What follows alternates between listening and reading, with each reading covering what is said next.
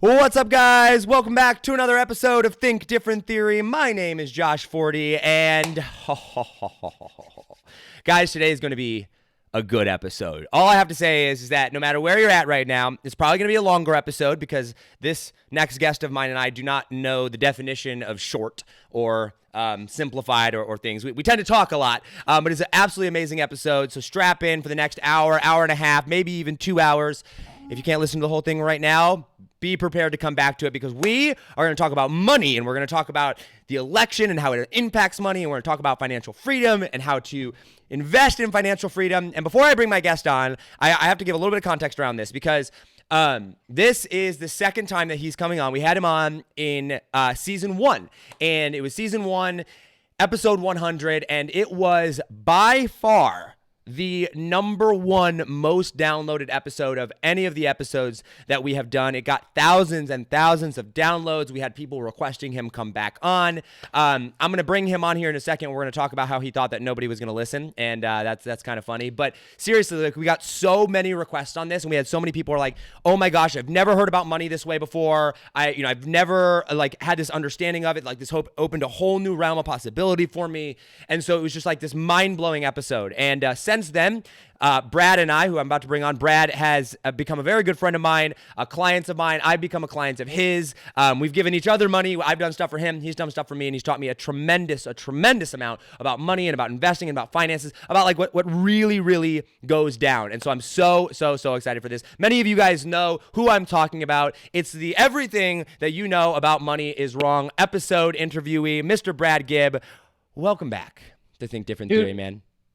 What is up, man? I'm excited to be here. I don't know who's more excited, me or the people listening, but I feel like I couldn't sleep last night. Woo, look at that. I feel like I need like a. Remember when you're like, "Where's your button?" in the last episode? I feel like I need a button that's like, "Dun dun dun." Here is Brad, and because you were at Funnel Hiking Live, they open up the doors and like the smoke comes out and the speaker comes out, and it was so epic, and you're just like, you just can't get that effect on a podcast. I'm not lying. I want to build a stage like that in my house so I can walk like out of my bedroom into the living room that way. I feel like it would raise your energy state so much. Would. Yeah, Mr. Tony Robbins there. Dude, I'm so excited. Thank you so much for coming back on. This is gonna be absolutely amazing. I do have to bring up. We have to talk about this. Yes. You have a podcast coming out. I just finished recording an episode before we came on here. And it's amazing. Guys, it's going to absolutely blow your mind. It was supposed to be in September, but better late than never. But supposed to be 2 years ago, but yes, finally. But when we had episode number 1, you legitimately thought that no one was going to listen. No, and I was honest about that. Like, this was off camera after we shut it all down. I was like, dude, like, I felt bad. I was like, I apologized first. I was like, Josh, dude, I'm so sorry. We covered some of that stuff. Like, I felt like some of it was out in left field and disjointed. And I really, like, if you want to, the first words were like, if you want to re-record that, like, I'll make time. Cause I don't know if we can use that. Yeah. And it goes on, it went on to do thousands and thousands of download and be our number 1 most downloaded still to this day. It hasn't been beat yet. So we're gonna beat it today. We're gonna beat it today. It's gonna be good. It's interesting because Friday episodes are always interesting because they're the least watched episodes live, right? Like when we first drop them.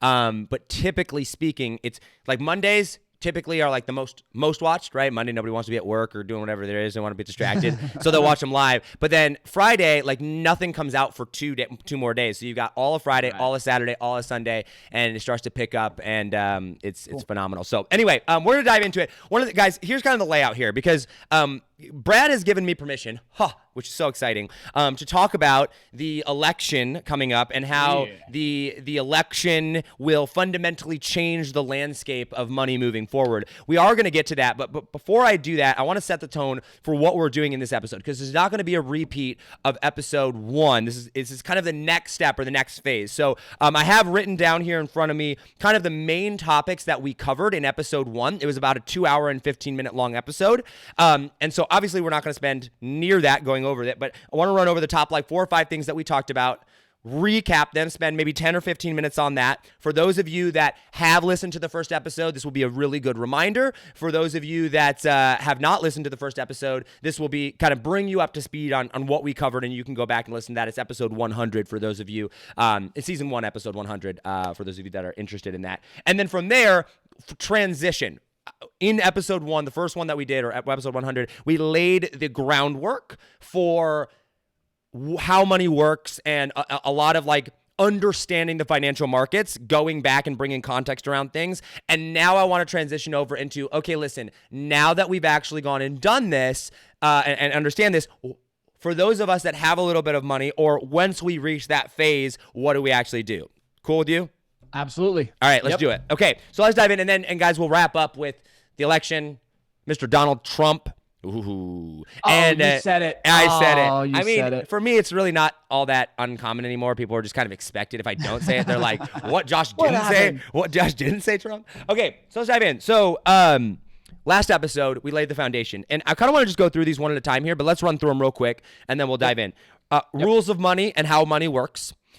Inflation and why printing money is a bad thing, how it affects interest rates and things like that. Why the stock market's for suckers, typically speaking. That was so fun. That was. And that was great. And you get a lot of hate for that one. Yes. A lot of hate for that one, for sure. Like almost just as many ahas, like, holy crap, more that, so. But yeah, it was good. Yeah, we'll recap that here in just a second. How Warren Buffett invests in the stock market and how he actually makes the stock market a business, not an investment. And then the Berkshire Hathaway effect with that. We briefly touched on the core four pillars, which I'm sure we'll dive into further here today, which will be super, super good because that's kind of the next phase. We talked about the process of produce, protect, profit, prosper, and then your number one takeaway in life that you wish you knew when you were 16 years old, which was dollars follow value. So going back to step number 1 here, let's just quick lay the foundation. Talk to me about a 3-minute, 5-minute tops overview of what money is and how it works, like the rules of what we're dealing with here. Yeah. So money, most people think money is the effect or it's the outcome that we want, where really it becomes, it's a tool, right? It helps us accomplish the thing that we want. So when we stop focusing on, I want more money, but understanding the natural then outcomes of that becoming a tool and how can I use it as a better tool to get the things that I want, the entire way we approach the world, the way we approach investing, the way we approach this game that is money, it will completely shift and change. So if we understand that money is inanimate, money is simply just a tool, it's a scorecard, it's a receipt, then we can really get in and make the right decisions rather than focusing on money as the outcome itself. Okay. So I want to just ask one more question on that because this is the more I study money and the more I learn from you, and we spend a lot of time together, like over Voxer and things and going back and forth. And I do a lot of marketing for you guys and your company. But the more I learn about this, the more I understand the importance of that right there and how your perception of money will ultimately decide your success with it. Why? 100%. Well, because most people don't understand, like it's one of those topics we don't talk around the dinner table, right? It's one of like the 3 or 4 taboo topics that nobody wants to talk about, but it's insane to me that that's the reality. But here's what I've discovered in studying, because after I studied all the what about money, I started to really get into, and this is why I think, Josh, you and I connect so well. I studied a lot of psychology around money as well, because we really have to understand what we're thinking when we look at how do we make decisions. But the thing that happens is the reason why money is such a hot topic is because money is tied to the things that we actually value, because we cannot get the things that we want without money in the picture. And if you don't believe me, think about this for a minute. You might say, oh no, the things that matter in life really don't require money. Great. Totally agree with that. Money can't buy happiness. I'll agree with that.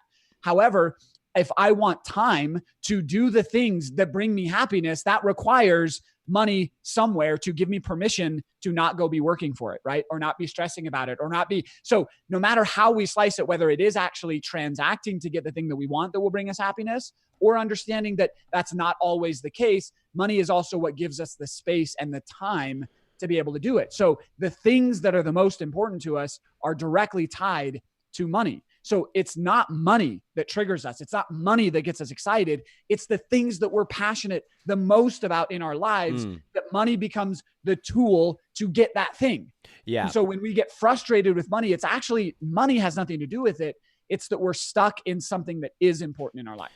Why is it that so many people have so much guilt and shame around money? I think it's a fundamental misunderstanding. I think it's a scarcity mentality that has been brought into our world across the board. And money is not the only place that it exists. But we think of money in a win-lose scenario, that if I give up money, I lose, or if I take money from somebody, I'm taking advantage of them. Like we envision this utopia where money doesn't exist, but actually that's the worst version of a dystopia. Money is fundamentally moral, but we're taught because of this somebody's going to take advantage of me game, zero sum, there has to be a loser, that then the guilt and the shame comes in around that. And then piling on top of that, when we make poor decisions with money, because that's so tied to the things that give us identity, we've then not only failed in money, we failed in love, we failed in business, we failed in education, we failed in the thing that really matters to us, and it sort of compounds that. I like that. I want to touch on that more as we transition, but I want to continue through setting the tone here. Inflation. Because we talked about that, and guys, we're just kind of going through, we're going to be talking about these points, and so I want to just make sure that we have the definitions and understanding down. Explain to me at a very basic level what inflation is and why inflation and interest rates. Talk to me about that. Yeah. Okay. So most people think inflation is the prices of things going up, right? A gallon of milk 20 years ago is not what we have to pay more dollars for the gallon of milk. That's the result of inflation. That's how we can see it and measure it, but that's not what it is. The thing that drives up prices is the supply of money in the economy. So inflation is adding money to the economy. We call that printing money, although printing presses aren't running the same way they were when inflation was first really studied and discovered. We still use that term. Adding money to the economy is inflation. The result of that is increased prices. And then the rate at which prices increase, we can measure in terms of interest rates. So those are directly related because interest rates help us understand how money is changing or what money is worth. Because you can't price something in itself. You can't say a loaf of bread costs a loaf of bread. Well, duh, right? So we can't price money in terms of dollars. We price it in terms of interest rate. The cost of money is the interest rate. And so those two things, as we're printing more money, the interest rate has to change and fluctuate with that. So those two are related that way. Got it. Okay. And guys, for those of you that want more context and clarity around that, once again, go back and listen to episode 100, which is the first episode that we did back in season 1 on this. Okay. Stock market, our favorite topic ever. Everybody thinks that, hey, if you want to become financially free, if you want to retire rich, Brad, right? Then the stock market's where it's at because... Or even if you just want to be a responsible, dedicated, hardworking person, then of course the stock market is where you have to be. And it's because if I listen to Tony Robbins, which we love on a personal development level, if I listen to... Yes. I'm personal development, right? On the mindset of Tony Robbins, he's phenomenal. But I love what you said about his book. You said his book is all this stuff and that tells you all this great information, but then it's like, oh, but here's basically just how to do what you already are doing just a little bit better. It's not a new vehicle. And the thing that stuck out most to me that you said was it's showing you these examples of how all these rich people are going and investing their money, but it's not showing you how they got their money first. And that was a big like boom, aha moment. Tony fundamentally asked the wrong question. Yeah. He asked what those who are already rich are doing, not what the rich did to become rich in the first place. Yeah. That's the most skip powerful step number question. 1, which is, hey, you got to actually produce the money in order to then multiply it. But stock market, we talked about this. We say it's for suckers as a traditional sense. We talked about how Warren Buffett invests differently. Talk to me in a very, once again, break it down in a simple way. Why is the stock market for suckers? Because I think it has to do with definitions. The meaning of words matter. As much as we want to think that it doesn't, it very much does. We're taught that we can save into the stock market or we can invest in the stock market. And those two things are fundamentally incorrect. We can't do that. What we're not, when we're putting money into the market, we're not saving.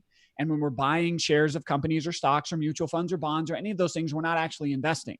Investing is a completely different concept, one that Warren Buffett understands, but one that we are not taught. What we're doing when we're doing that is we're actually speculating or betting. And because we're fundamentally taking different actions, we're actually getting the very result that the action would dictate. The reason why the stock market is chaotic and you feel stuck or frustrated is you're saying that I want to save and invest that should come with certain outcomes, but you're getting the result of speculating or betting. Okay, so but what is the definition of investing then?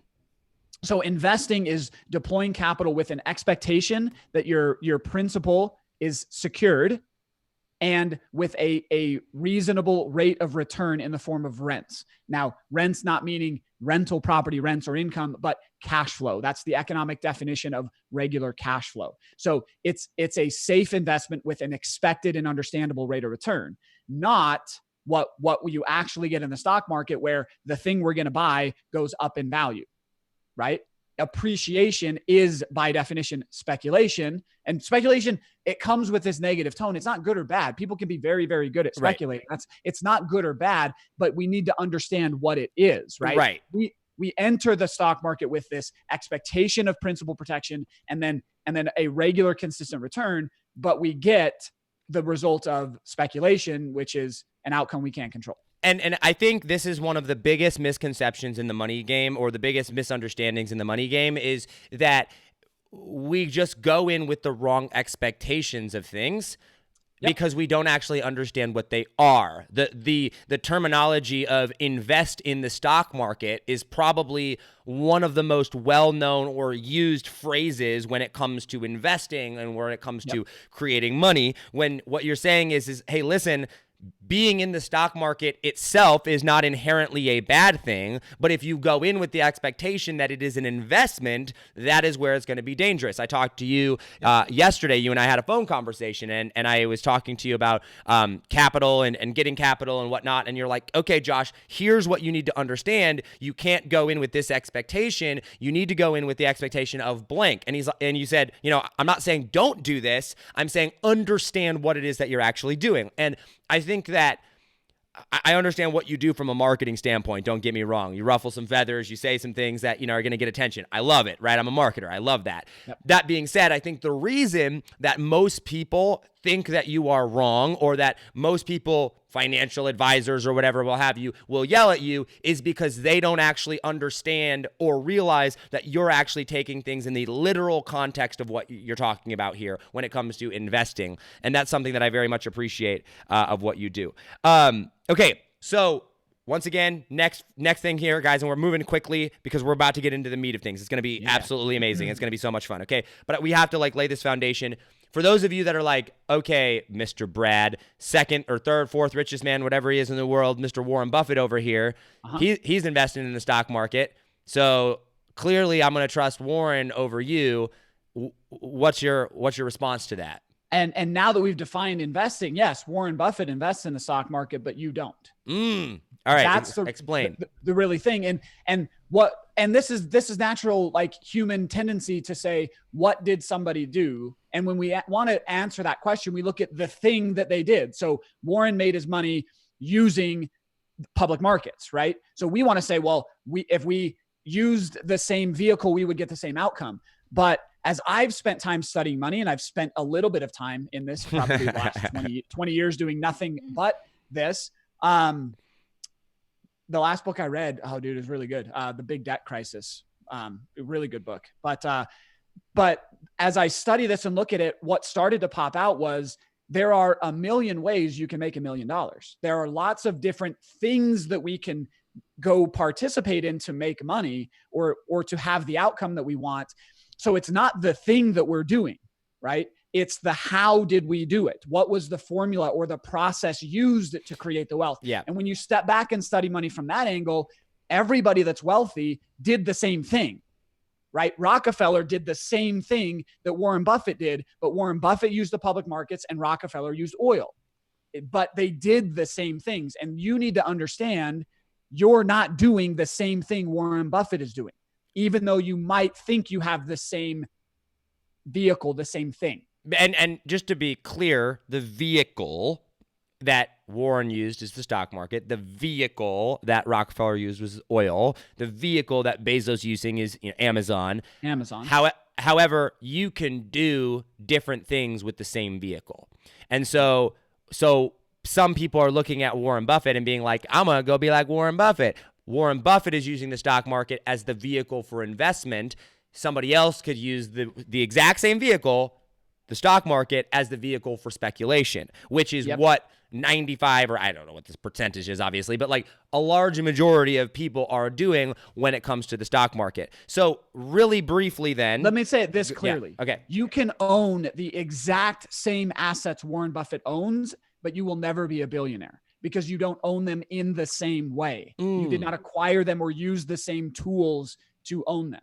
So it's not that your portfolio could mirror his and you'll be a billionaire. You never will be if you're using 401ks and IRAs and brokerage accounts, stocks, bonds, and mutual funds to do it, because that's not how Warren Buffett did it. And that's important. So from a principle standpoint, how did Warren Buffett use the stock market at a very, very simplistic level? Yeah, and we'll recap this. So I'll just come back to it. The framework that we teach, because frameworks are infinitely more powerful than an answer. Josh, you know this. The more you've hung out with me, I never give you an answer. I give you the framework, and then we together come to what the answer should be. The framework that he used is what we call the core four and the four pillars. And the framework that Rockefeller used was the core four and the four pillars. Bezos, core four pillars. Mark Ford, a mentor of mine, core four pillars. It's the same framework that can be applied to anything. So that's the framework. And I don't know if you want to recap that now. Yeah, so that's actually the next thing on my list here. Let's walk through what the core four pillars is, and we're recapping the last episode, right? So what are those? So as the wealthy look into the world to try to make a decision of what should I do, they instead of saying, well, we all want a good return. High return is required for everybody, right? We can't be wealthy unless we're getting a return, right? So to increase our return, we're told that to increase our return, we have to take more fill in the blank. Risk, right? That's not what the wealthy do. What the wealthy do is they say, in order to get a high rate of return, I first have to require a high amount of control over my investment. So we increase two things. The return has to be worth it, and I have to understand and raise my level of control. The third thing I do is I have to systematically decrease my risk. Okay. You get paid in this world across the board in proportion to the amount of risk you can eliminate. Okay. That's fundamentally different. Right. And then the last one is we don't pay taxes. The rich don't pay taxes. As much as politicians, and we'll get into politics later, want to try, the rich don't pay taxes. So we decrease our taxes. So the core four is increasing control and return while decreasing risk and taxes.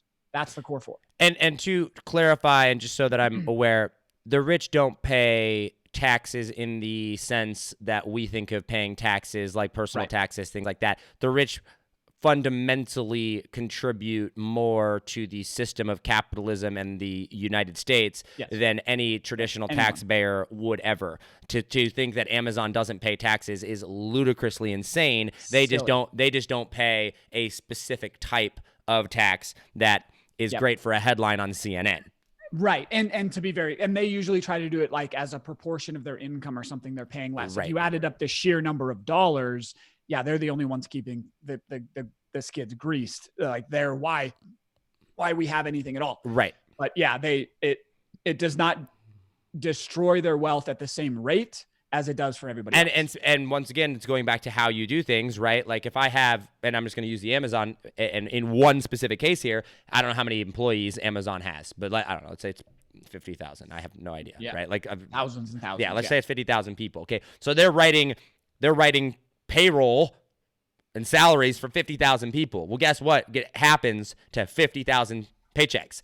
Taxes get taken out of 50,000 paychecks. All of those and guess who's matching the taxes as an employer? Amazon is. So them in and of themselves right there are paying literally 50,000 people's taxes. I mean, matching the employer contribution of that on top of all of the, stuff that they're producing, things that produce taxes, like sales tax on all of the stuff that they sell. So, I mean, they contribute so ridiculously much. It's just that one category. Okay. And we're going to dive into the core four pillars more here in a second, because as we get into the investment side of things here, last thing that I want to just kind of touch on here is talk to me a little bit about, for those people that don't know you and what you do.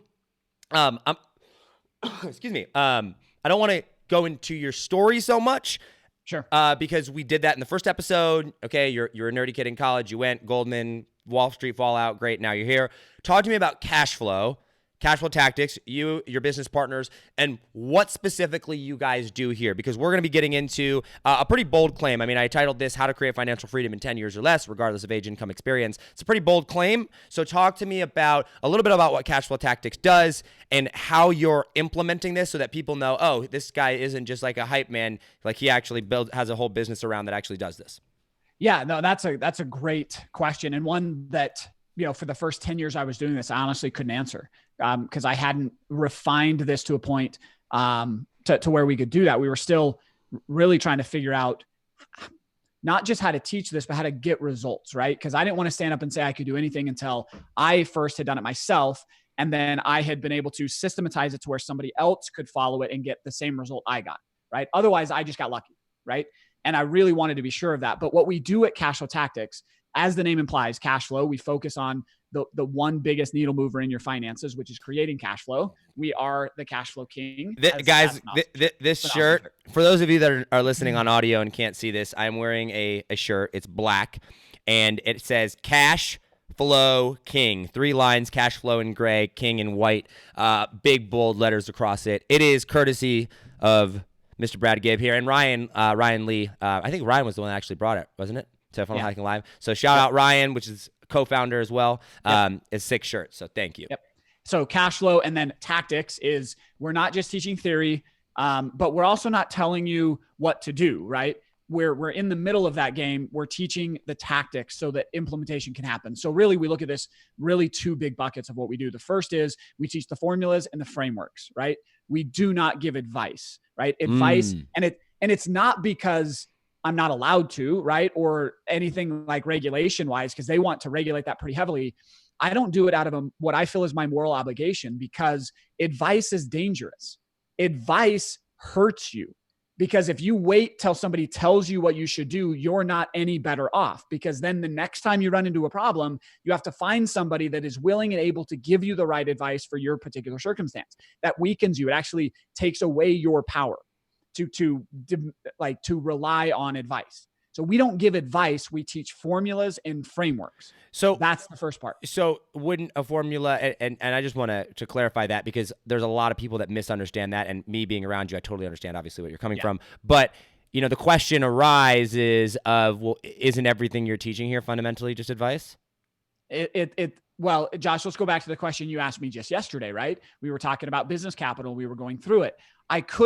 It was a 10-minute conversation that I could have done in 30 seconds that we got to at the very end. Josh, you should do this, right? I never said those words though. I said, Josh, let's frame the problem. Let's think about the inputs required. And then you went through the formula and told me what you should do.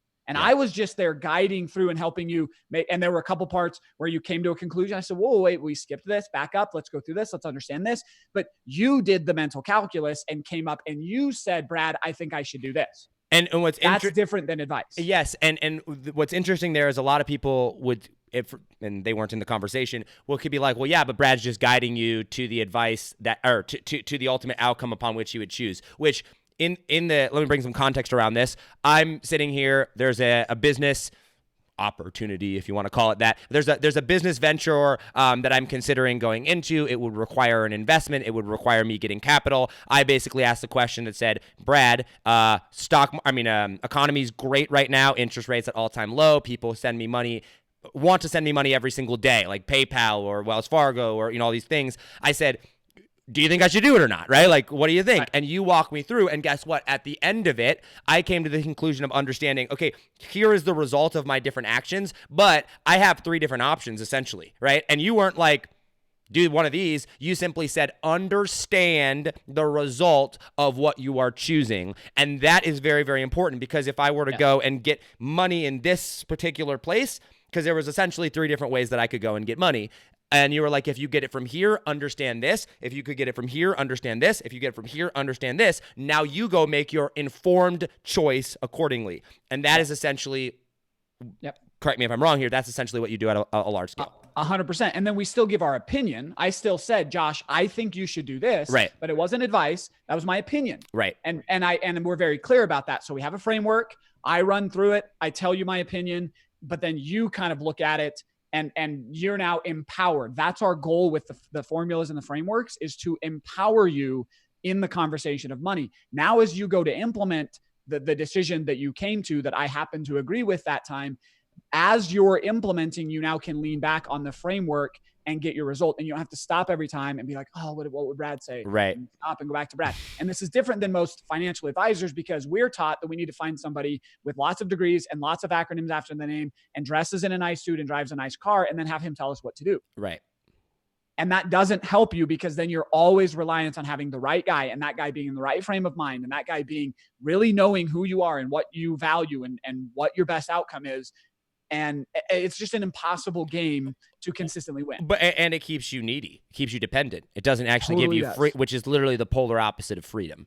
So okay. So that's bucket number one. The second one I do want to talk about really quick before we move on. So we teach the formulas and the frameworks, and then we help design for you a game plan. And that's the part that we missed for a long time, of really understanding, like, the one key metric we look at in our company every day, every week, every month, every quarter, and every year is how many game plans we deliver. That is the chance to get eyes. Like, I love the saying that you can't read the label when you're inside the bottle.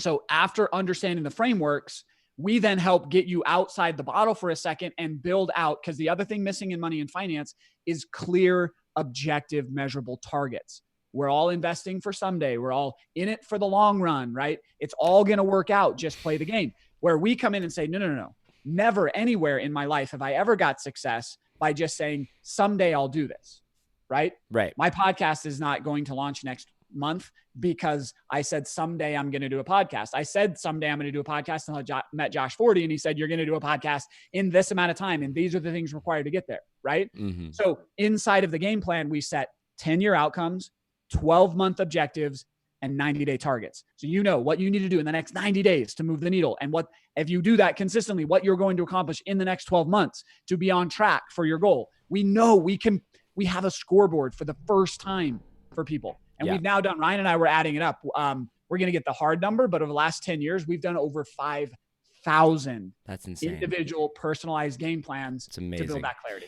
And we just, guys, I'm going to pitch Brad here for you. Brad just launched his Facebook group that he was so gracious enough to let me help with. And when I say so gracious enough, it means I literally pulled him by the teeth and made him do it. Josh was gracious enough to pin me down and say, I'm just going to do this. Yes. But Brad and I work together, and I can't take credit for most of it. I mean, truly the content in there is revolutionary and life-changing. And it is so interesting to me to see. We did the 5-day challenge. You had in the first week 1,800 members in the or 1,700 members in the group first week, 600 people on the 5-day challenge, hundreds of people complete the challenge. It was amazing. And the thing that always stood out in there, and if you go in the group even now, you see the posts, you see the comments that people are like, this is the most eye-opening group I've ever been a part of. This is fundamentally waking me up and empowering me to actually go out and do that. And I've watched people's lives, even in just the short period that it's been open, fundamentally change, and for the first time in their life have this sense of like, oh, I can actually do this, and my financial game plan shifted from hope to an actual game plan. So I appreciate you for doing that. Thank you, Josh. That's awesome. Let's dive in. Let's get into the meat and potatoes here. Okay, we've got at least an hour left on this podcast, guys. So don't worry, we're not gonna cut it off in an hour. Let's go to part 2 here. We laid the foundation, and correct me if I'm wrong here. I'm going to say it's part 2 of the series, but really this is the 3rd phase. And what I mean by that is phase number 1, you laid the foundation and the groundwork, which is understand how money works. Understand you've got to fundamentally shift your view of money, your understanding of the definitions of what's going in, and understand the game that you're playing. That was step number 1. Step number 2, which we also talked about in the last podcast episode, was now you've got to go out and produce, which you are not fundamentally teaching. You're saying go find a vehicle, right? Whether that's a Russell Brunson model or a Ty Lopez model or a Grant Cardone model or even a job, right? Jobs are fine. In fact, a large majority of your people have jobs that are in your community. Find a vehicle that allows you to produce money, all right? So if you're broke right now, and I I get in trouble for saying this all the time. And then I went back and listened to the podcast and I'm like, Brad said it too. I'm not getting in this much trouble, which is it's not that hard to make a couple hundred grand. It's just not. It's not. Right. It's not. But it's not that hard when you understand how money works. And it's so interesting how empowering it is to be able to go and make money when you just understand how money works. And we covered that in episode 1, so go back and listen to that. But okay, so now let's assume that someone has come in, they've listened to episode 1, maybe they're in your group or they've gone out and they're like, okay, I get how money works. I've made couple $100,000. I brought home $85,000, $90,000, $100,000 or whatever, right? And they're in a good financial position moving forward, all right? Probably similar, maybe not quite to the level of I am right now, but like we could use me as a guinea pig there in that scenario. I'm to the point now where I'm like, all right, I've got some money in the bank. I'm ready to go invest. It's this person that, and maybe I'm not the best guinea pig example because my life's crazy, but you know what I'm saying here. Like there's that person. I want to go and I want to begin to invest. I want to begin to start this process of financial freedom. You make this big, bold claim of 10 years or less. Brad, I've got some debt, meaning I've got monthly payments or I've got, a lease on my car, which I do, right? I don't have debt, but I do have a lease. I'm living in a house or, an apartment with a monthly, payment or whatnot. I am by no means rich, but I am not a paycheck to paycheck, can barely scrape by struggler now. I'm living in this abundance mentality. How do I go and where is step number 1? Like, where do I even begin to make sure that I'm going down the right path with this? And let's dive deep into this. Okay. So awesome. So you guide me and make sure I'm clear on this. Absolutely. As we go through. So you hit a very important distinction. If anybody is telling you to start making decisions with money, if you are not first from a producer standpoint stabilized, it doesn't, just to be clear, Josh, I was financially free before I ever made 6 figures. Okay. So it doesn't require high incomes, but it requires stability, right? It requires you to be in control of the amount of money that's coming in and the amount of money that's going out. And you can't be underwater on that and you can't be drowning. I want to pause you really quick. Sorry, because this is a fundamentally important thing that we have to cover. Definition of financial freedom is the cash flow from my investments of which I'm not actively involved, right? The rest of the world calls that passive income. I'll say that so that everybody understands that because that's what I understand. My passive income, we call it leveraged income, exceeds my monthly expenses. So now I own what 100% of my time.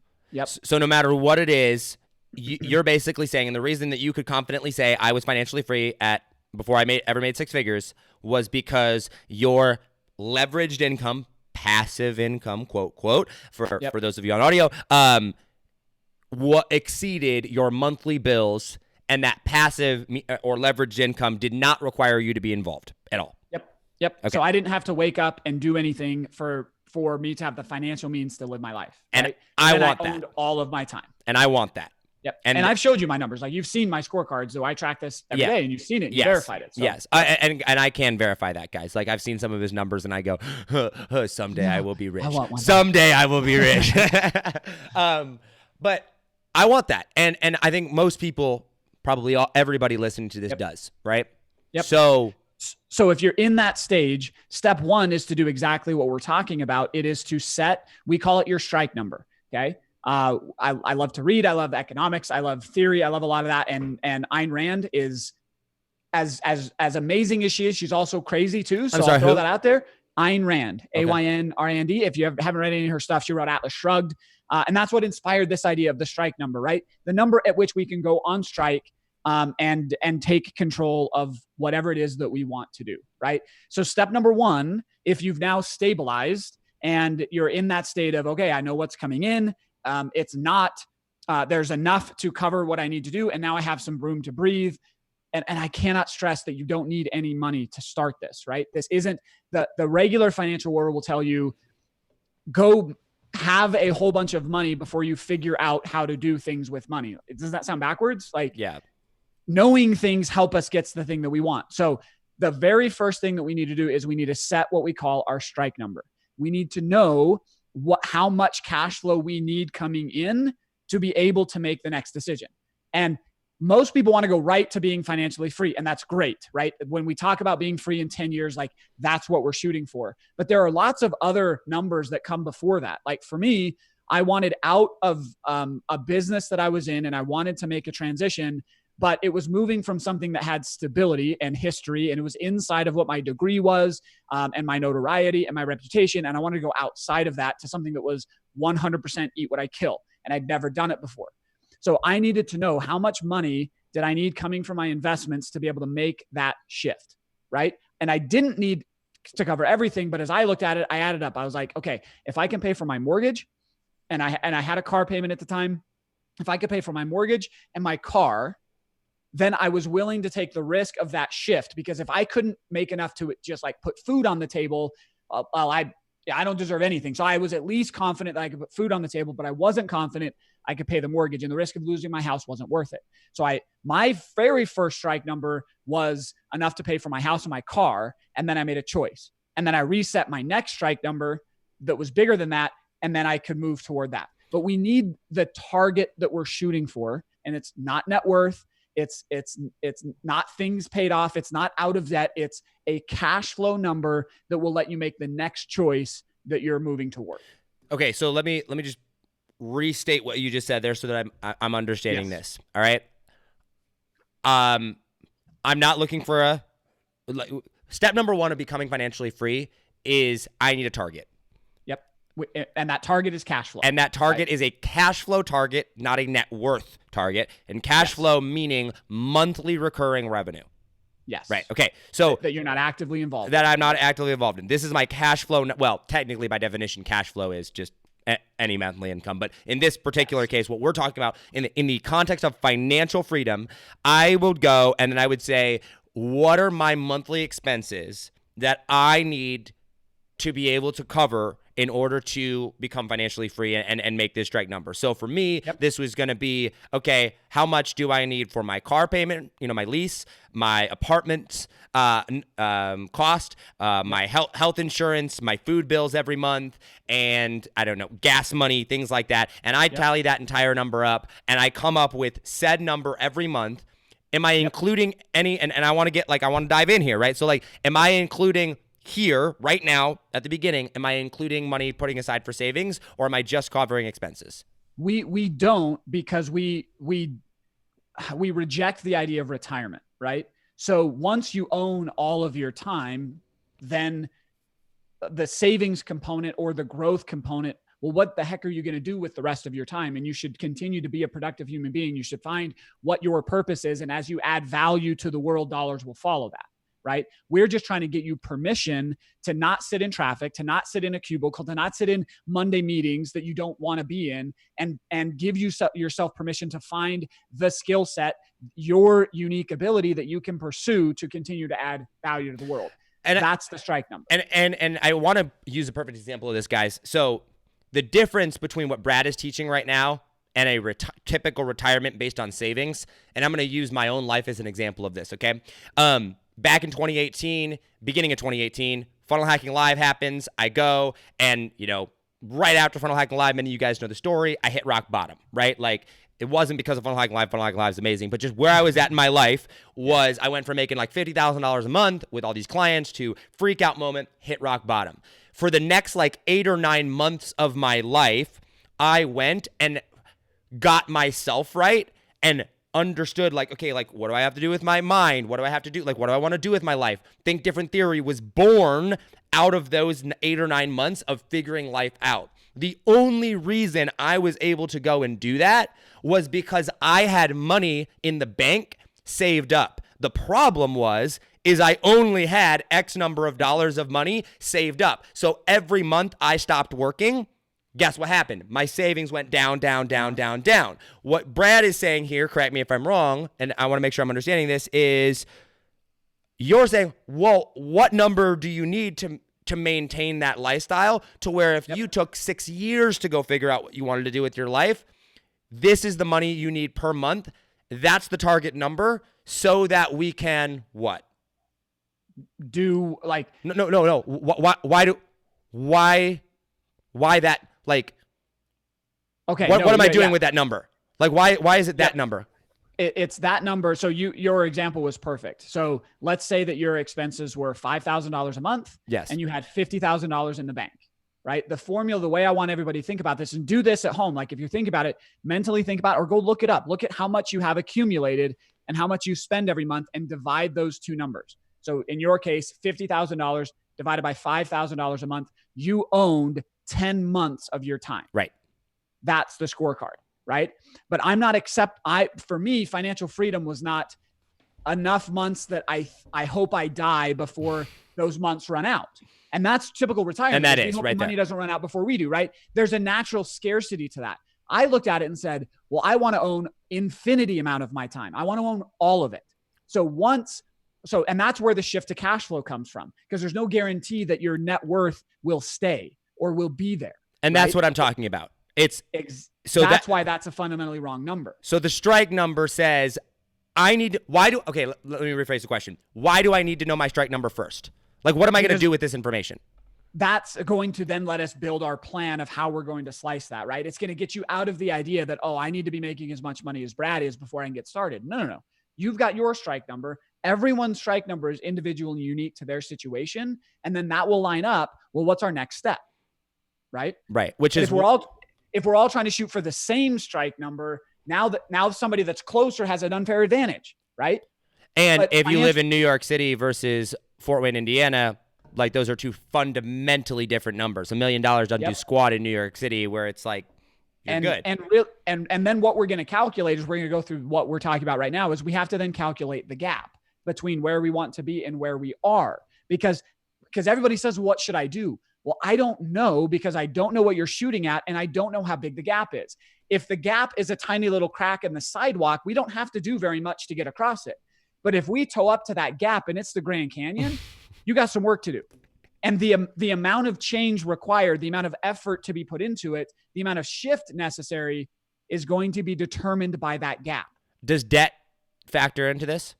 It does, because everything comes back to cash flow, right? I don't care about your debt balance per se, but the payments to service that debt have to come out every month. And if you're going to own your time, your cash flow has to not only cover your expenses, but service that debt. So we can solve that. We can solve that problem two ways, right? And this is where it becomes empowering and helps us understand where debt fits in. That cash flow exceeding expenses, we can either increase our cash flow or decrease our expenses. But we could pay off debt to solve that. But in just so I'm understanding correctly, because I know this is a question you probably get a lot, but I know I get it a lot when I talk about this, is the amount of debt that I have hypothetically in a basic scenario does not matter. Totally and utterly irrelevant. I have more debt than most. Like when people see how much debt I have, they like, holy crap, Brad, you're totally irresponsible. I can't believe you have that much debt. Well, doesn't matter to me. I'm financially independent still. Right. And that debt, your debt, and just to clarify, your debt produces income. Most people's debt that are starting out does not produce income. But either way, it doesn't matter, because the only number we're focused on is, okay, and I'm just going to use an example here. If my monthly mortgage payment is $1,500 a month, right? That's how much I'm paying every month in my mortgage. That's the number we need to focus on. We add that number to our strike number. And so if it's $1,500 plus, $500 a month for my car payment, plus $250 for insurance, plus, health insurance at $250, okay, add that all up, plus food, I'm at $4,000 a month is what I need to come up with, hypothetically, right? Yep. And the reason why this works that we can't break down, probably here is 99 times out of 100, let's talk about a mortgage specifically. It sounds so counterintuitive, but it's the same counterintuitive argument of it's actually pretty easy to go make money. Like, you should do that first. It's the same with debt. It's actually in most cases easier to go produce $1,500 in cash flow from investing than it is to fully pay off your mortgage. So we're going to pick whichever one gets us the outcome fastest. If it's high interest rate credit cards, it's probably going to be better to pay those off versus trying to produce our way out of that. That's such an anchor, right? Right. But a mortgage, a lot of times it's way easier to just go start creating the cash flow to offset it than the amount of effort and time it takes to pay that thing off. Yeah. That's what we're trying to balance here when we measure the thing we want, which is financial freedom and cash flow and time. Okay. So I've calculated my strike number. Got a strike number. And for the sake of this conversation, we're going to make that strike number $5,000. Okay. Perfect. Like, here on out, our dummy guy over here that we're doing, it's $5,000 a month. How do I go now? Because based on what you said step number one is to calculate my strike number so that I know what number I'm shooting for. And then my goal with that strike number is how do I get my passive or leveraged income to match or exceed $5,000 a month. This right here, this transition is where I feel like everybody gets stuck at. They're like, this is the key thing that if you just answer this, the $1 million question, how do I now go? And let's say, and I'm going to assume that the person that we're talking about here, guys, is they need $5,000 a month. And right now I'm making more than $5,000 a month. That could be, I mean, we're not bleeding here, right? So let's say I'm making $5,000 a month. I mean, I need $5,000 a month and I'm making 6,500. Okay. Yep. Like I have a good job or whatever it is. So how do I now go and begin to create leveraged or passive income? Yep. So that, how does that process even begin? Because in most people's mind, if I were to go up to them and say, where does passive or leveraged income come from? They're going to tell me one of two things. They're going to say the stock market, LOL, or real estate. Oh, I need tons of money to do that. So where am I starting? Yep. Perfect. So I'm going to insert a couple steps here before because yes, we need to learn how to do that. But if we jump right in and if you ask Ryan and Jimmy, this is what they did. But the other two co-founders of Cashflow Tactics, they dove right in and said, great, I'm going to passive income. And if you talked about their ride to that, it was a very risky way to do it. Right. And this is where everybody gets scared about things like real estate or alternative investments or whatever it might be. It's like, oh, that feels so risky. And it's because people skip this middle part of building the right foundation before we actually acquire the assets. This is the part that we like. It's so hard in business in general. Like I have to get you so excited about being financially free in 10 years, but then gotta pull the reins back on you and say, whoa, we got to go slow to go fast. So this is the go slow part that nobody wants to take the patience or time to do that actually makes the financial freedom possible. Okay. So the slowing down part is we get clear about, we actually go through a process. Now we did this in the 5-day challenge, but we go through a process where we rank what you're already doing in terms of the core 4 and 4 pillars. Because we've got to identify the problem. We've got to identify the thing, Josh, why aren't you financially free? What is holding you back? What actions have you taken and what are they getting for you? And through these lenses of the core 4 pillars, we can start to identify that. Okay. Right. So we get clear on, we call it the present, like where you're at right now. Okay. And then we roll into, we build what we call the base of that pyramid. And we talk about having protection, liquidity, and a hedge. Okay. We start building that foundation out first. Okay. We can go to the next level. Okay. Talk to me about this in 3-year-old. In 3-year-old terms. The best way to think about it is we need to get liquid. We need cash. We need to be in a position to make a different decision. So that's either going to come from if you're starting with 0 assets, but you're earning $6,500 and spending $5,000, it's taking that $1,500 and putting it in the appropriate place so it's positioned to perform for us. Okay. So it's better to not try to just generate a return and lock it up somewhere. It's better to have the right foundation and position it correctly. Where is that place, or where is an example of that place? Like, This is the thing. It's like, okay, great. I need to get liquid. Yeah. I need to put it some, what am I putting that money in? Perfect. And then I'm just going to, so that we can add this to the conversation. Okay. We also need to look at, let's say you had $25,000 in an IRA account, or you had, a bond portfolio or something. We would look at those, rank them. If they don't pass the core 4, we're going to position those existing assets, existing assets and new savings. So the core 4 is almost like a filter. It's a lens. It's a lens. It's a thing that I make sure that whatever I'm putting my money in has to pass the core 4, or I'm sorry, the core 4? The core 4 and the 4 pillars. And the 4, it has to pass this test. I go in and I say, I'm only going to put my money here if this place I stacks up and passes these requirements, correct? Yep. And I have all, And so then now we're positioned. So the reason we call it liquidity is the base of that pyramid is it has to be positioned to where we can do something with it, right? Let's take a 401k because most people are familiar with that. Josh, if you put your $1,500 a month into a 401k, can you then access it? Can you do something with it? No. And before we go into this, recap for me, because I'm thinking about the people listening here. Okay. What are the core, what are the core 4 that we're measuring them against?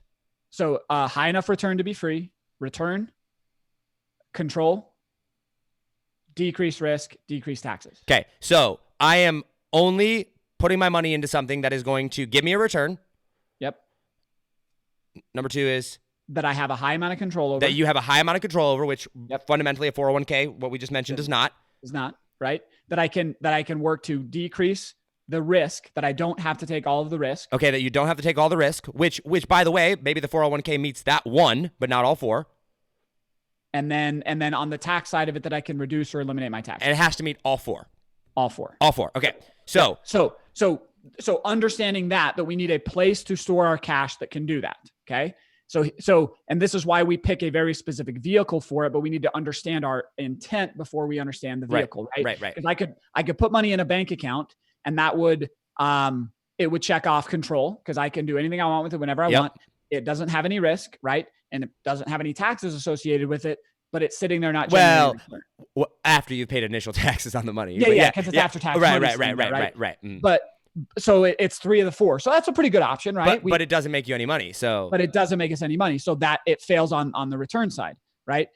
We could do, so as we want to look for that, we've only found one vehicle that actually passes all 4. Any vehicle fundamentally gives up one or the other. And this is why we talked about it in the last episode, but this is why we use whole life insurance, is it actually gives all 4 of those. It produces a return. It's liquid for us. So we have, everything is guaranteed and protected inside of it. So we've mitigated our risk. We retain access and control to that capital. That's why, we can access anytime we want. So we have high levels of control, and then everything that's happening inside of there is tax-free. So it passes all 4 of those, and it positions us to where we can then make the moves. And I want to be really, really clear about this. Like, I love whole life insurance, but it is not the vehicle that's going to make us financially free. It is not, right? It is a holding place that as you go out and you are your number one asset, you go produce. It's a holding place that passes all 4 pillars, core 4 pillars, that then allows us to bridge into things that are going to create the financial. So it is a holding pot, essentially, that meets all 4 of these requirements, so that if something goes wrong, the economy tanks, something happens to taxes get raised, no matter what happens, you've got this essential pot that says, okay, I'm sitting here, I'm letting this build up because you said it's getting me a return in some format or another. And then I'm going to take that. And now that it's in this secure place that happens to also be earning me a little bit of return, now I'm going to use what's in there to go out and invest. Now, a question that people that I happen to know what whole life insurance is, not only because of you, but because I used to sell it. But for those people out there that are like, what the heck? I thought life insurance policy was you pay in some money, and if I die, I get a check. Whole life insurance gives you the ability to take money out and invest? Yeah. The way without getting like super nerdy and technical about it, the way we'll talk about it is there's kind of 2 grades or 2 types of life insurance, right? Okay. There's retail and there's wholesale, or there's retail, or what we call investment grade life insurance. So there is an investment, an asset piece to it in addition to a death benefit. Okay. So yes, it has a liquid portion. Think about it like a bank account. I mean, basically the simplest way to think about it is a whole life insurance policy is a bank account. So when I put money into it, I have it, it's liquid, that produces a rate of return. And the minimal rate of return that I want to have on the money that's sitting around is it has to be beating inflation, right? I don't care if it's making me enough to be financially free. It just, I have to have a place where I can put money and it's safe. And it's not losing, because not losing to inflation. Because guys, that's a great point that you brought up. Inflation is happening. Inflation is every day, all day long. All day long. A typical savings account in a bank, if you were to take $100,000 and stick it into a bank account, in 10 years from now, that would be worth so much less because of inflation. There would be the same number of zeros, but you could buy less things. So it's worth less to you, right? It has less purchasing power. In a life insurance policy, it is for 200 years has kept up or beat inflation. Boom. So that's why I like it. Okay. Right? So going back to... so it's a bank account that beats inflation and has a death benefit. So if I die, then I get a whole bunch more money than I had. So that helps me to like order things and protect things and operate out of a position of abundance. It's just that. It's a bank account that beats inflation with a death benefit. Okay. That's as simple as I can really explain it. So going back to, hey, my expenses are $5,000 a month. I make $6,500. I have $1,500 a month to play with. Your first thing, like step number one is after calculating the strike number is let's go and begin to look at a vehicle, which in this case is whole life insurance, to start putting your money in a whole life insurance. Yep. And because policy. It's so specifically designed, we've named it, we call it the vault, right? So that, because not everybody sells these, not everybody understands them, but we call it the vault. So the first thing is to secure as much capital and start to have your capital flow into that vault, right? And that's step one, is we set up a vault and we begin to fund it and we accumulate and grow our capital there. We reposition our assets to there. That becomes ground zero. Okay. Now what? Okay. Then step two. And actually, let me, and maybe this is step two, but let me re-ask this. Yeah. I'm making $1,500 a month. Is a profit, right? Or savings I can put into my vault. Let's say I'm a good, but I'm not perfect. So I'm going to put $1,000 a month into my vault, right? I'm going to play around with my 500. How much money do I need in that vault, or how long am I putting money into that vault before I can go do something with it, or B, before I stop? Or does all the money of investing always go through the vault first? Again, I just require that my dollars are always subject to the lens of the core 4 pillars. So for me, every single dollar starts in the vault. Okay. Every single dollar that I save, right? If like income minus my expenses, all of that capital that is, we call it freedom fuel. It's our fuel to build freedom. It all starts out in the vault. So from now until I'm financially free, I'm going to be funding that vault because I want all my fuel to go there. Okay. And then as I produce cash, this is the other crazy thing is when I made my first passive income, I still had a job and I didn't actually need that cash. It was awesome and exciting, but I didn't need it. So then it needed a home, right? And that's why the vault is great as well, because it allows us to bring that cash flow in and have a place for it to go, meets all the core 4 pillars. Cool. And then we're off to then using that as additional fuel. Okay. So now that we've got taken care of, our money is flowing into the vault, it's secured, it's ready to go. We now turn our attention to where can I go with and this is key, the least amount of time involvement, like the least gap from who I am now and what I know to be able to produce cash flow. What we identify the appropriate vehicles for you that have the core 4 pillars that are going to produce the return to be financially free. Okay. So and the core 4 pillars here are very, very, very important because it actually eliminates about 97% of the options out there. Okay. Because they don't pass it, right? It's not that they won't make you money. It's not that they don't have a great history or things like that, but it does not pass the core 4 pillars. So we say no to them.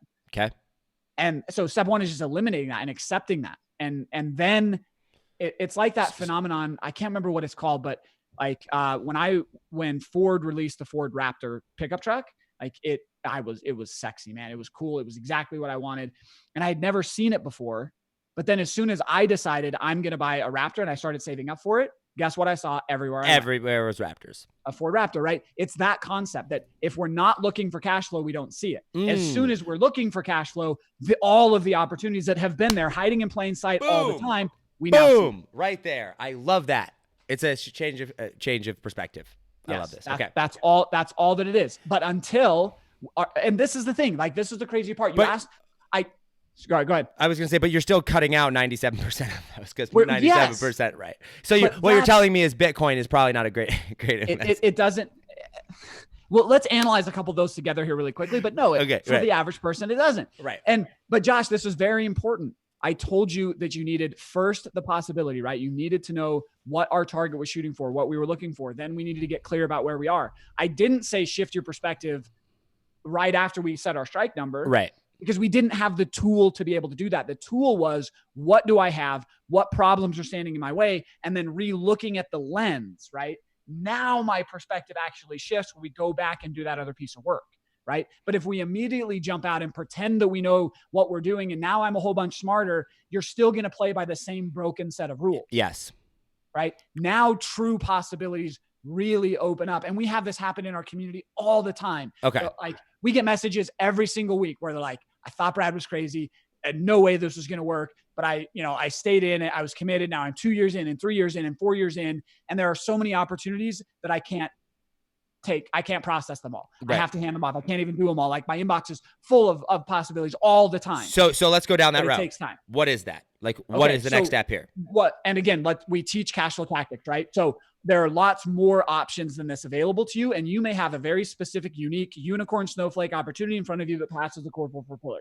Awesome. I'm going to teach you the rule. Don't try to keep me on the exception, right? Right. Because everybody has their exception that makes them unique, that they could do something one-off. Right. We're trying to deliver a system that anybody can replicate and get the fastest result. Perfect.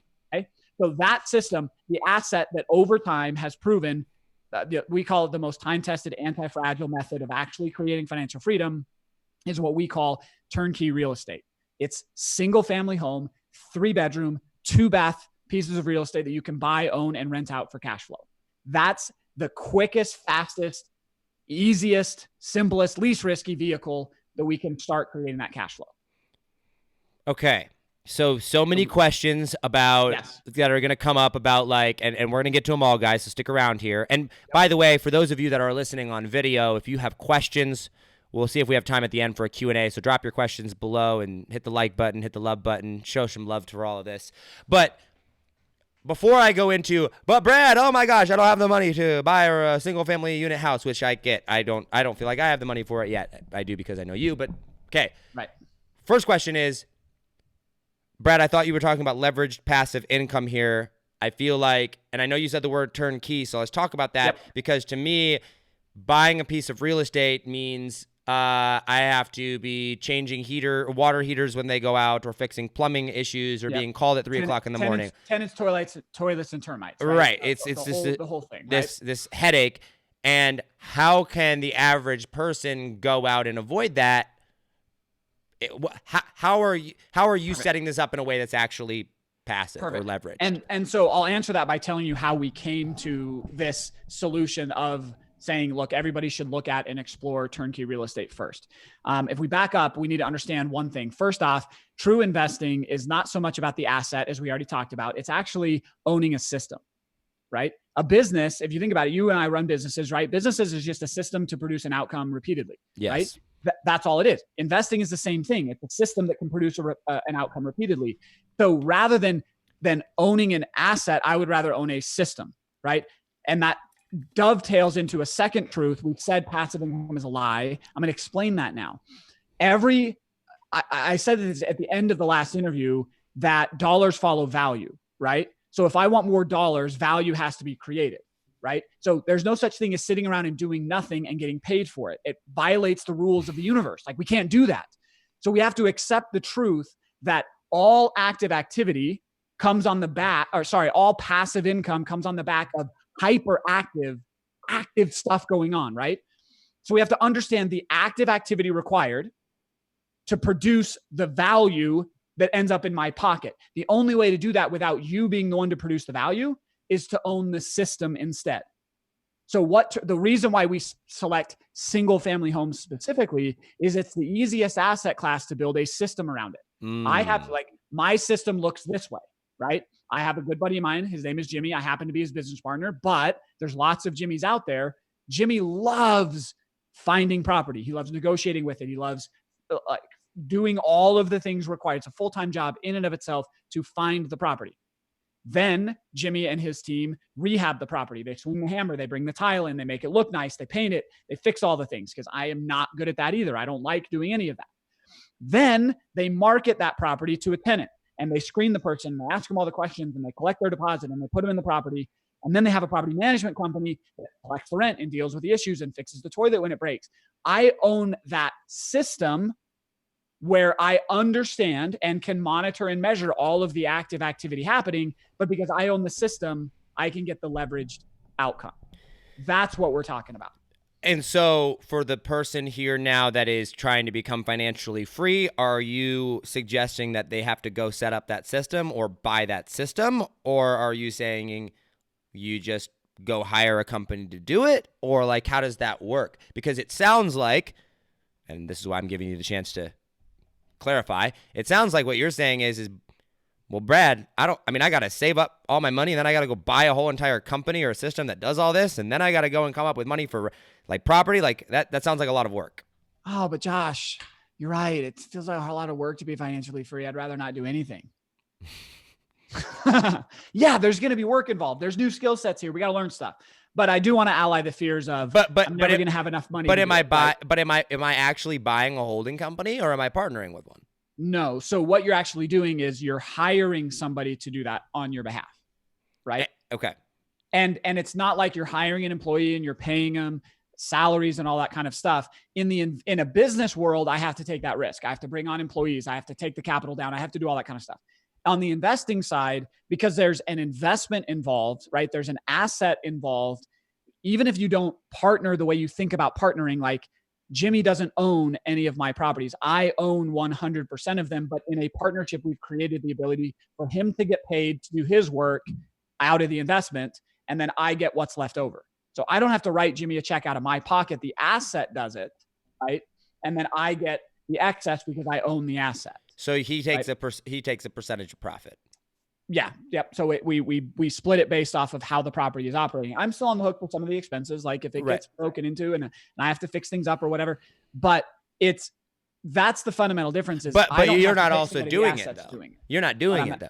Yep. You might have to pay for it, but it's coming out of property money anyway. So what you're saying is that's the difference. So let's build this system out here, and then I want you to explain how this happens. But just for a broad overview picture, I want to become financially free, and I just want to recap where we're at so far. I go, my strike number's $5,000. I make $6,500 a month.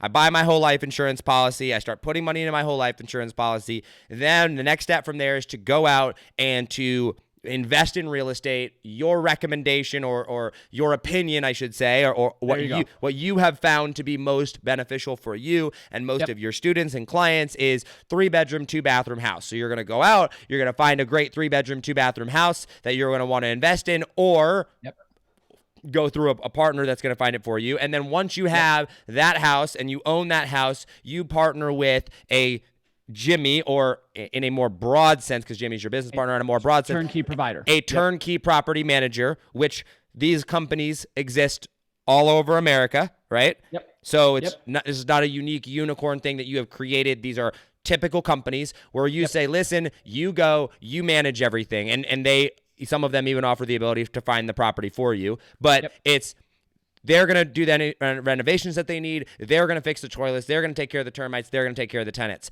Then, because your contribution to this is cash, and they need cash to be able to go and build their portfolio, right? Like their ideal market is you. Their clientele is you.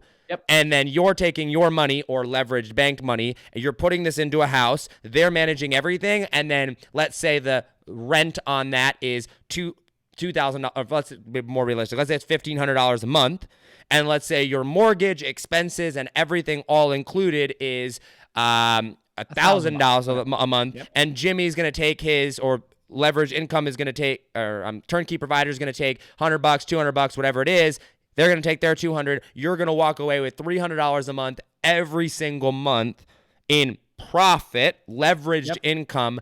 And that asset every single month is going to be paying itself off, so that in 15, 20, 30 years, whatever the length of the loan is, now you also have an asset. Not only do you have cash every month, you're also building an asset that you could either sell or continue to produce. Yep. And you just walked through the 4 pillars that we haven't covered yet, right? I will only put my money in an investment that will put money in my pocket, that I can use leverage to acquire, that will go up in value over time, and that I can minimize or eliminate my taxes on. And real estate does all 4 of those, right?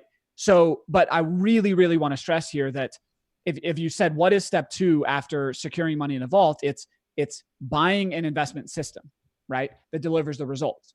And then if you asked me, well, what's the easiest system? Well, it's turnkey real estate. What would an example of, because you say like 97% of them are, cut and don't fit this. Are there any examples, non-unicorn? Are there any other examples that you can think of that would fit that bill?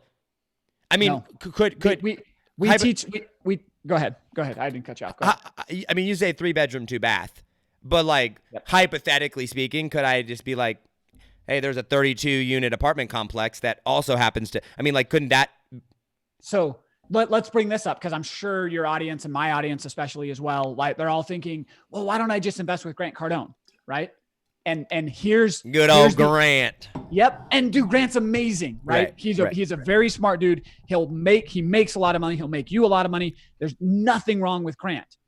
But look at it back at the system. If you invest with Grant, who owns the system? Exactly. And Grant owns the system. Grant owns the system, and you still have very little to no control over the money, which doesn't pass the core 4.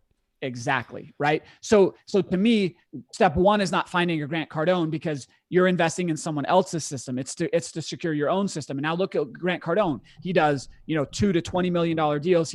I think he just is approaching $1 billion. No, he's 100 million is fun. No, he's at 1.5, and they'll be at 2 by end of the year, I think is what he said, like $2 billion. Okay. So he's at 1.5 billion. So if you want to own a system that does 38 unit apartment buildings, cool. You just have to go out and build a $1.5 billion system. Awesome. Right. That's unattainable for most people. Right. But for me to build a system around a 3-bedroom, 2-bath house, all I need is 25 grand. And by the way, I want to clarify, and I think this is important, because someone could be like, well, dude, I have a friend that owns 6 35-unit apartment complexes. He makes great money and everything, he's financially free and all that. And I just want to clarify, and correct me if I'm wrong here, yes, that's fine, but that is his business. Exactly. That is not passive leveraged income. Yep. There's a difference. So it's not to say that you can't go make a crap ton of money with apartment complexes. You are simply saying that the easiest way to go create a leveraged income system where you are not actively involved every day, it's not a business, this is an investment, not a business, is a 3-bedroom, 2-bathroom thing that first starts in a whole life insurance policy and then turns into that. Yep. 100%. That's exactly. It's the easiest way to go about it. And I'll give you my experience on it. So I started to learn about real estate in like 2004, 5, 6, that time frame. And I had to build and create the system myself. So I spent tons of time reading. Fortunately, I had an accounting degree with a little bit of legal background. And so I could at least understand what was going on. And I had to go out and find real estate agents that would find property for me. I had to go find and manage contractors and bring them in and trust them and try them out and have them screw me over and then get rid of them and find a better one. And then I had to find somebody to review all my contracts and be able to sign that. And by the way, I had to do each of these jobs first so that I could find somebody and tell them what they needed to do. So I had to spend like 3 or 4 years building out the system, right? Because back in 2004, 2005, 2006, turnkey real estate didn't really even exist. It wasn't even a thing. Go back in time to the stock market, before brokerage accounts really existed and the ability for the average person to invest in the market, it wasn't until the late 70s, early 80s that became a possibility when mutual funds existed, right? Before that, you had to know somebody, you had to have enough money and capital and all this stuff. The stock market was very, very restricted to the average person. And then the mutual fund came out and it exploded and everybody could now get involved. We're on the same cusp of that inside of real estate. Before, it required me to go out and assemble all of the team, vet all of the team, have them all operate for me. And it took me 4 or 5 years of doing that almost full time. It was very stressful to be able to do that before I then owned a system that I could then accelerate off of. Now, because of the internet and because of technology, I don't have to go see the property. I don't have to physically be there. And what has opened up in the world of real estate is now this turnkey opportunity where I only have to talk to one person, one group that then has the entire team vetted and supported and put in place for me. And that's their business. And so they are actively in that, and they are going to continue to make that better. You don't have to worry about it at all. Yep. And I have yet to find somebody outside of one-off opportunities that, again, are the unicorn thing where, hey, I know a guy that can get me into a different type of property. I have yet to meet a way that I can systematically repeat that across many, many markets to consistently deliver me results. Which is why you're focused on and pushing this, because this is the most duplicatable for the average American across the board. No matter where you are, no matter who you are, you can essentially do this and produce a result. Yep. And then I want to come back to finishing off your answer of, well, Brad, this is hard. And yes. So yes, first off, you're going to have to learn a different skill set, but congratulations. I just eliminated 97% of what you were prior listening to. So now you're welcome. I gave you a bunch of time back for for you to actually start studying what matters. So yes, you're going to have to learn a little bit about real estate. You're going to have to learn a little bit about taxes. You're going to have to learn a little about money. And I wish there was a course that was comprehensive, tip to tail, teaching all of this stuff. Oh wait, we have one. But we need to spend time learning that, right? Then second to that, we need to understand, and this was when I understood this is what really shifted it for me. I was the same thing. I did not come from wealth. I did not have a lot of money. I told you I was financially free before I ever made six figures. And what shifted it to me was this second piece of understanding. Now that I'm focused, right? I'm putting my capital, positioning it correctly in a vault, and I'm dedicated to the core 4 pillars. There's one piece missing, right? If you have cash, great, go. You need about 25 grand down on a property, 3, 2, 1 off to the races. But Josh, what if I don't have cash? That's the final question, right? Yep. Final question. What if I don't have cash? Well, you need to understand this. A successful deal has 4 components to it. Okay. And cash is actually the least important of the 4 components. If you have the other 3 components, people will literally throw cash at you. I've had people throw credit cards at me, physically throw credit cards at me because I had the other 3 elements. Would you like to know what those other 3 elements are, John? I would absolutely love to know what those are. And by the way, real quick before we dive into that, guys, for those of you listening on the audio, it's a bummer because I always want to be like, comment below with your questions. This is amazing. But you're listening on audio right now. There's no way to do that. You can leave a rating or a review on the podcast. Would be awesome. Ask your questions there, or go over to Facebook, Think Different Theory Facebook page.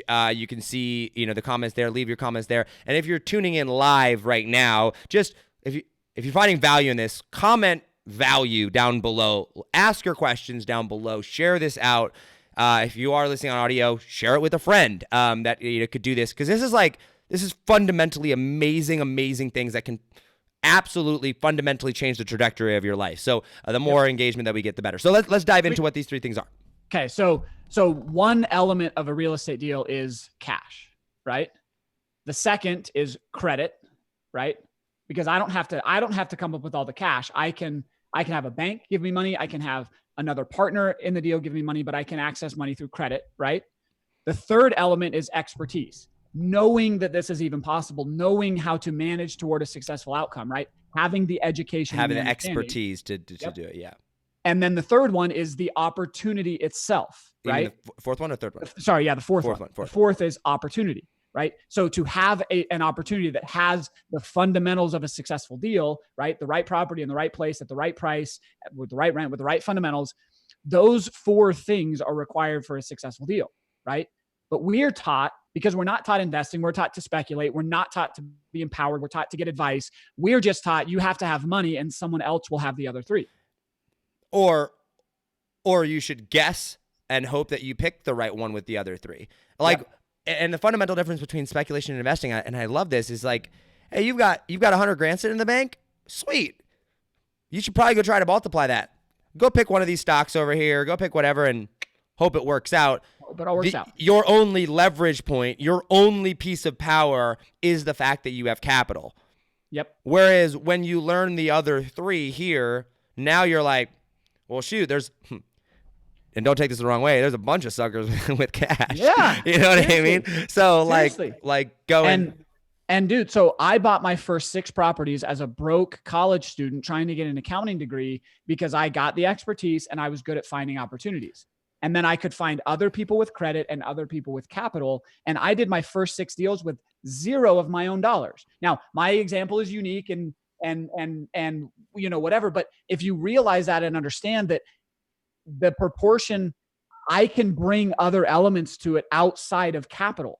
And this is why we say, regardless of your age, income, or experience, anybody can go figure out one of those 4 things and participate in a deal. I've been a participant in a deal where I brought all 4 of them. I've been participant with 3 and 2 and 1, but never have I participated in a deal without any of them.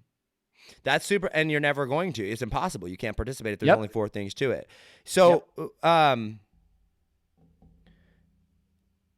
if you were, okay, so for the person that's out there though, that is, they are getting started into this. When you say, okay, the difference between credit and cash, okay, sorry, I'm trying to figure out how to word this question here. Credit meaning credit score, leverage power, things like that. Is credit your ability to get cash? It's And the reason why I say it credit there rather than a loan is then people say, well, I can't qualify for a loan. I'll say, okay, you don't have credit. You can't bring that pillar. Or people will say, I want to buy real estate, but I don't have a good credit score. Okay. Then you have 3 of the 4 pieces. You just need to figure out how to plug in the other piece. Right. So I do, when I get that specific, I do want to look at it as your ability to borrow money. Right. Is one pillar, because that means I don't have to come up with all the cash. Right. So I can either eliminate that pillar by coming up with all the cash, or I can go find someone else that has the ability or willingness to bring cash into the deal. That makes sense. How many investment properties do you have now? Between myself, Ryan, and Jimmy, because we're partners on some of them, we have around 150 of these single family, boring, plain vanilla, you don't even know they're there, investment properties. That's awesome.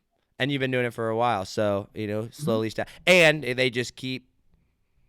And let's talk about that, dude. Oh, this is where it gets exciting. Like, let's go back to your example. $1,500 is what you're saving, right? Yeah, and maybe you're gonna get to this.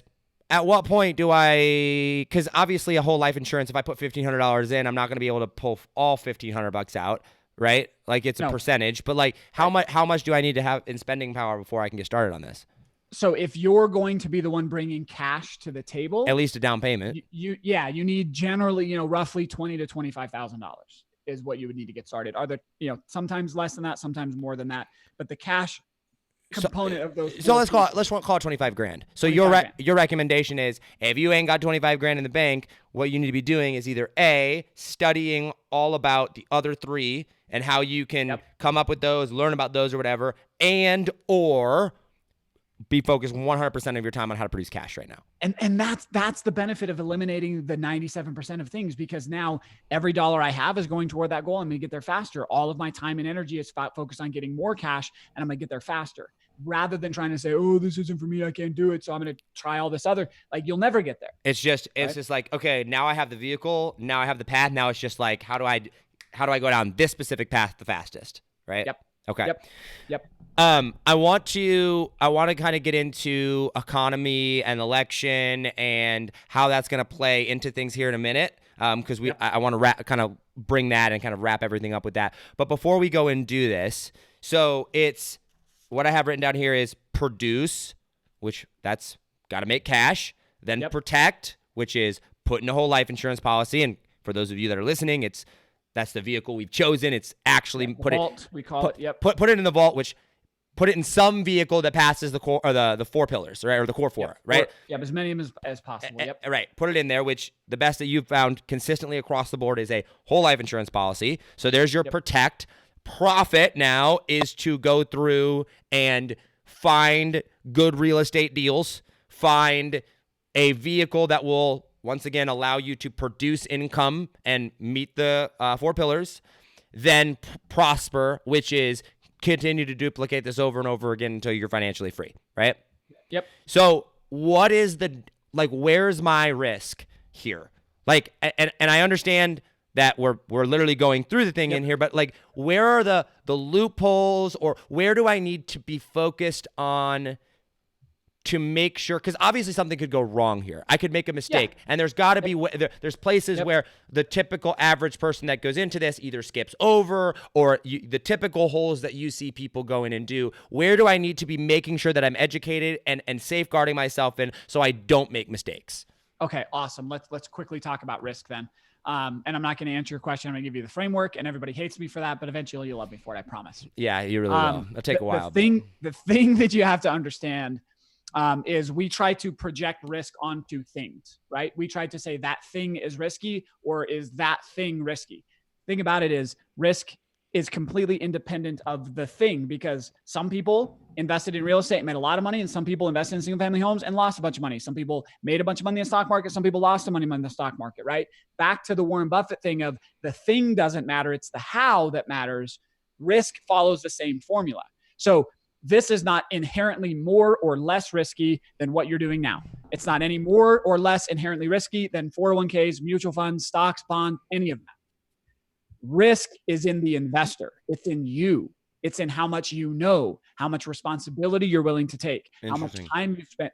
So, and that's That's the bad news, but it's also the amazingly wonderful, great news, because risk is something you can now control. Which comes back to, guys, I have to point this out here because it's so fundamental. And I've gotten so much crap and hate over this episode, but it was like the third or fourth episode on the podcast, which is everything is your fault. Yeah. And as soon as you accept the fact that everything is your fault, guess what? That's a double-edged sword. Everything is your fault, but that means you control everything. It means you control the fundamental outcome and destiny of your life.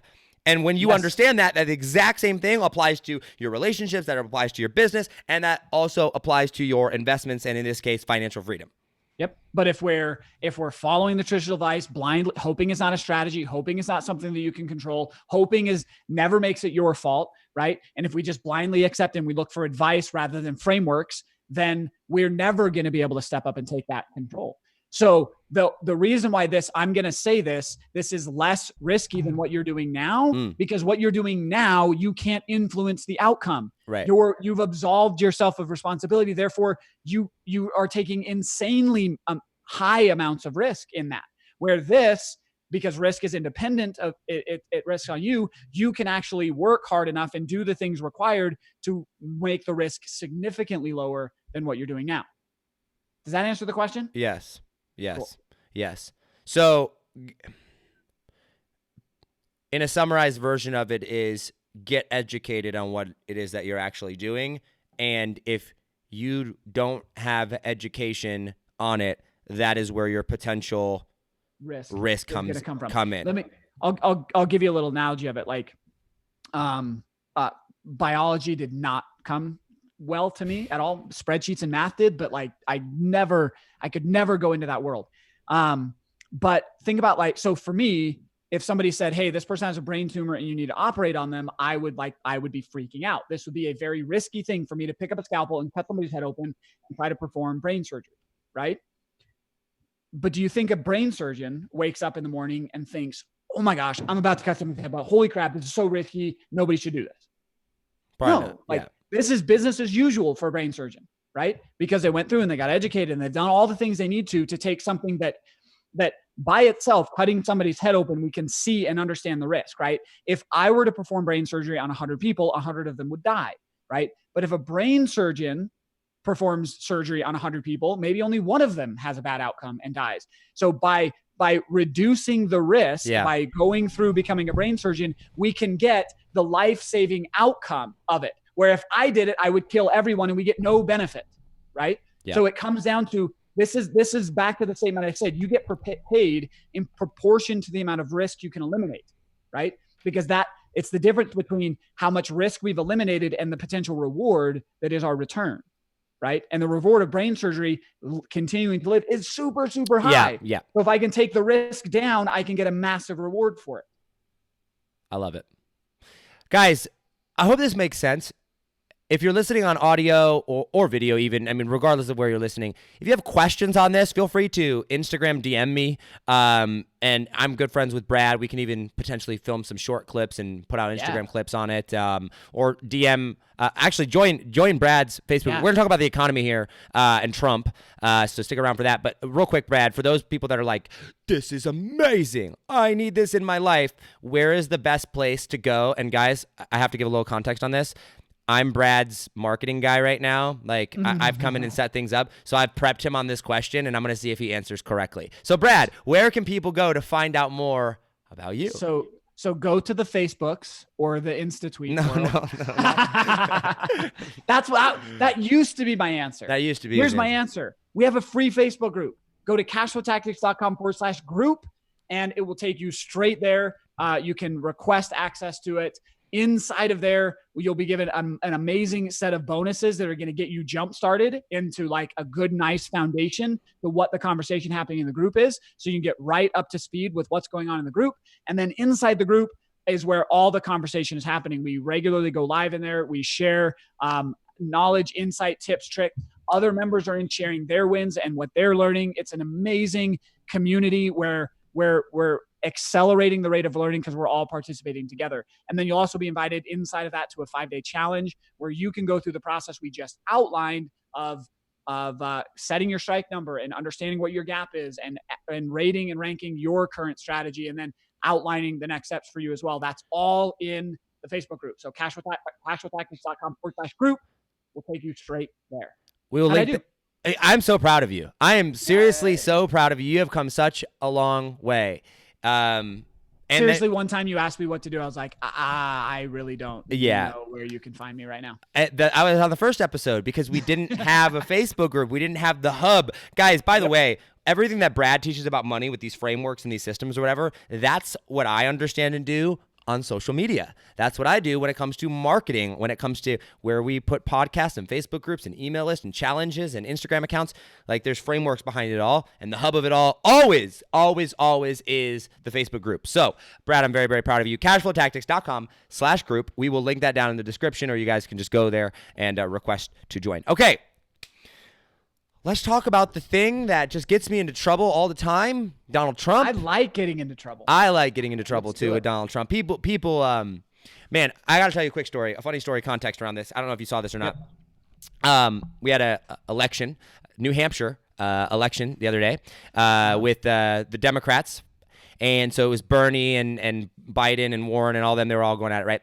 And Bernie won, right? And so I saw Fox News post Bernie won and whatever. So I liked the post because, I'm like, cool, great. Good job, Bernie. I'm not a Bernie fan by any means. For anybody that has ever watched any piece of content of mine ever probably knows how pro-capitalism and anti-socialist I am and how vocal I have been about Trump.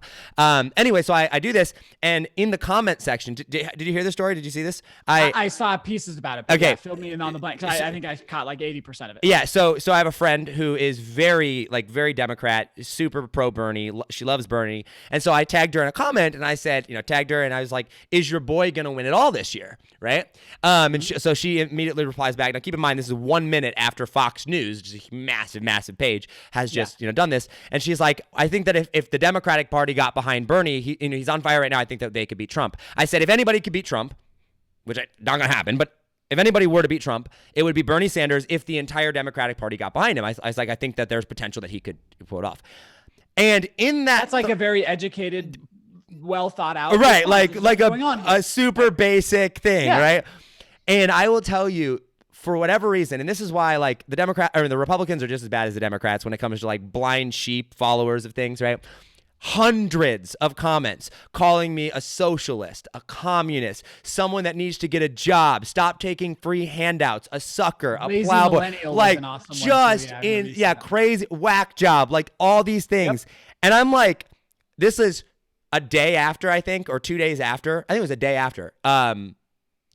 Julie Stoian and I got on and did an entire podcast episode together where I basically was like, here's all the reasons why I like Trump. And Julie's all like, no, not. And I'm like, you guys, and it just shows you how blind people are. I always get in trouble with Trump, but anyway, that'll set the tone. Apparently I'm a communist loving socialist Democrat who, golly. So let's talk politics. Let's talk Trump. Let's talk capitalism, because I don't know. And I guess I've never really asked you this, shockingly. You're not like a blatant Trump fan. No. Right? Like you're not like handing out flyers and saying everybody should go vote for him. So let's talk about the economy right now, because the fact of the matter is the economy is doing undeniably, absolutely incredible. I mean, it is like at all-time greats in many areas. Unemployment is very low. Interest rates are at an all-time low. I mean, like, we're talking like Donald Trump has fundamentally changed the game of money moving forward forever, I would say. I mean, the world will never be the same, particularly in the economic state. So for the last, what has it been, 12 years now, 11 years now, bull run that we've had in this market, right? Yeah. It's pretty easy to make money. It's pretty easy to invest money. Things are very, very good right now. Do your principles work? And this is kind of how I want to go transition in, and then we can talk about projections and how this will affect things. But do your principles and what we're talking about here with whole life insurance and single family real estate and whatnot, do this work when the economy inevitably corrects and collapses? And then we'll talk about election specifics here coming up. Yeah. No, that's a really, really good question. So, and when you say like, am I a Trump supporter or like what party do I affiliate with and all that stuff, is like, I'm echo more your answer is I'm a capitalist. So I want to support capitalist ideas and things that will support capitalism. I think it's the greatest force for human prosperity on the earth, and it should be supported. So that's really about all really go into there for now until we get later. But as far as do our principles work? So, I mean, the short, simple answer is yes, of course. That's why they're principles, right? If principles only work in a very specific set of time frame, they're not principles, right? They're a tactic or a one-off, or something to arbitrage. They're more an arbitrage is the way I would probably define that, right? If they're only working, like if you read 100 real estate books that were written in 2006, only 2 of them still work because the other 98 were arbitrages of what was currently happening, right? If you look at most of the quote unquote investment strategies that I'm going to reframe for you and say that are speculation strategies, 10 years from now, they're not going to be working because they're an arbitrage based on what is currently working in the economy, but it's not based on a fundamental principle that will work across the time. So part of us in building a framework out, and before I would ever be willing to teach somebody anything, is I had to make sure that it was able to be replicated, regardless of what economic time you found yourself in. And there's only 2 assets that have enough history for me to say that we can do that, right? There's only 2 assets that have still stood at that test of time, which is whole life insurance and real estate. That's why we started looking there, is they're the ones, they've been around since, for real estate's been around since, forever. It's why we fought wars. It's why there's been revolts and up. I mean, it is the producer of wealth across the board. And then insurance is the only thing that's, again, lasted since really the early 1800s through till now, that has consistently, no matter what. I mean, if you think about it, you go back to the mid 1800s, we've had bank runs and 2 world wars and a Great Depression and stagflation and the dot-com bubble and the real estate bubble. And there's only one asset class outside of real estate that's performed through all of that. So when we talk about, is this working? It's because it's based on principles that are independent of the economy and why they function. That makes sense. So, and that's a really, really good point, actually. So let's talk about the economy though. Now. Yeah. Economy's good. Yeah. How good is the economy, Brad? What do we want to use to measure that, right? I mean, that's really what it comes down to me is as I peer into it, I see it as the confidence in the economy is very, very high. But I'm having a hard time pointing to what's driving that and why it should be sustained that way, because I can see a bunch of things are screwed up in the economy. And then I have a hard time saying what Trump or our politicians or anything did to create that. I don't disagree that it is amazing right now. What do you think is causing it? I'm going to say the economy is good right now. Why do you think that is? Like, why do you think the consumer confidence or investment confidence or whatever you want to call it, confidence as a general rule in the economy is high right now? Do you think it has more to do with Trump, less to do with Trump? What other factors do you think are involved? I think it has to do, man, dang, Josh, you're good at asking questions that I haven't spent enough time thinking about to confidently answer. I think it comes, I look at it a source of a couple of things. First off, we're like, as we moved out of when the economy was bad in 08 to 12, right? We discharged a bunch of bad debt and bad decision-making, right? We cleaned up our balance sheet, if you want. We got the skeletons out of the closet. So people came out of that actually in a position because they're licking their wounds. They're more disciplined. They're more responsible. And we got rid of a bunch of the bad decisions, because that's all that an economic sell-off is just acknowledging we made bad decisions and moving on from it, that we were then positioned to do something good with it. So I think it's partially a result of, we had a reset that was well needed, and it repriced assets, and it put us in a state of mind where we got back to the thing that actually makes our economy productive, which is people being productive, right? Right. So I would say that, and then think what's happened over the last 10 years, like Facebook and Instagram and Elon Musk and Tesla and Amazon growing and Google continuing to grow, like how much is happening inside the United States from an innovation standpoint and an opportunity standpoint. Opportunity is, I don't think it's ever been higher than it is now. And so that, I think that's a big driver of our confidence and our results and all of that, is we're as an economy, we're producing a lot of value right now. Do you think that any of that came from the fact that Trump did such a good job of convincing people that he was a smart businessman because he was a billionaire? Like, do you think that some of the consumer confidence, investment confidence initially, maybe not so much now, but maybe in projection moving forward, it is playing a factor of Trump basically being like, yo, I'm rich. Yo, I'm a businessman. Yo, look at what I've done. And it has less to do with actual principles and more to do with the fact that Trump is just brilliant. Dude, Josh, that's why I like you, is you support things based on like reality and not what you want to believe, right? Because there's a lot of people who'll be like, Trump fixed the economy. I'm like, dude, I never remember Trump coming out here with a hammer and doing anything. Like, Trump didn't do anything, but you're right. He inspired confidence, right? He portrayed an opportunity, right? Make America great again. He rallied behind a perception of what we all wanted, and then it came about. And I actually think he knows the role of the president better than a lot of people do.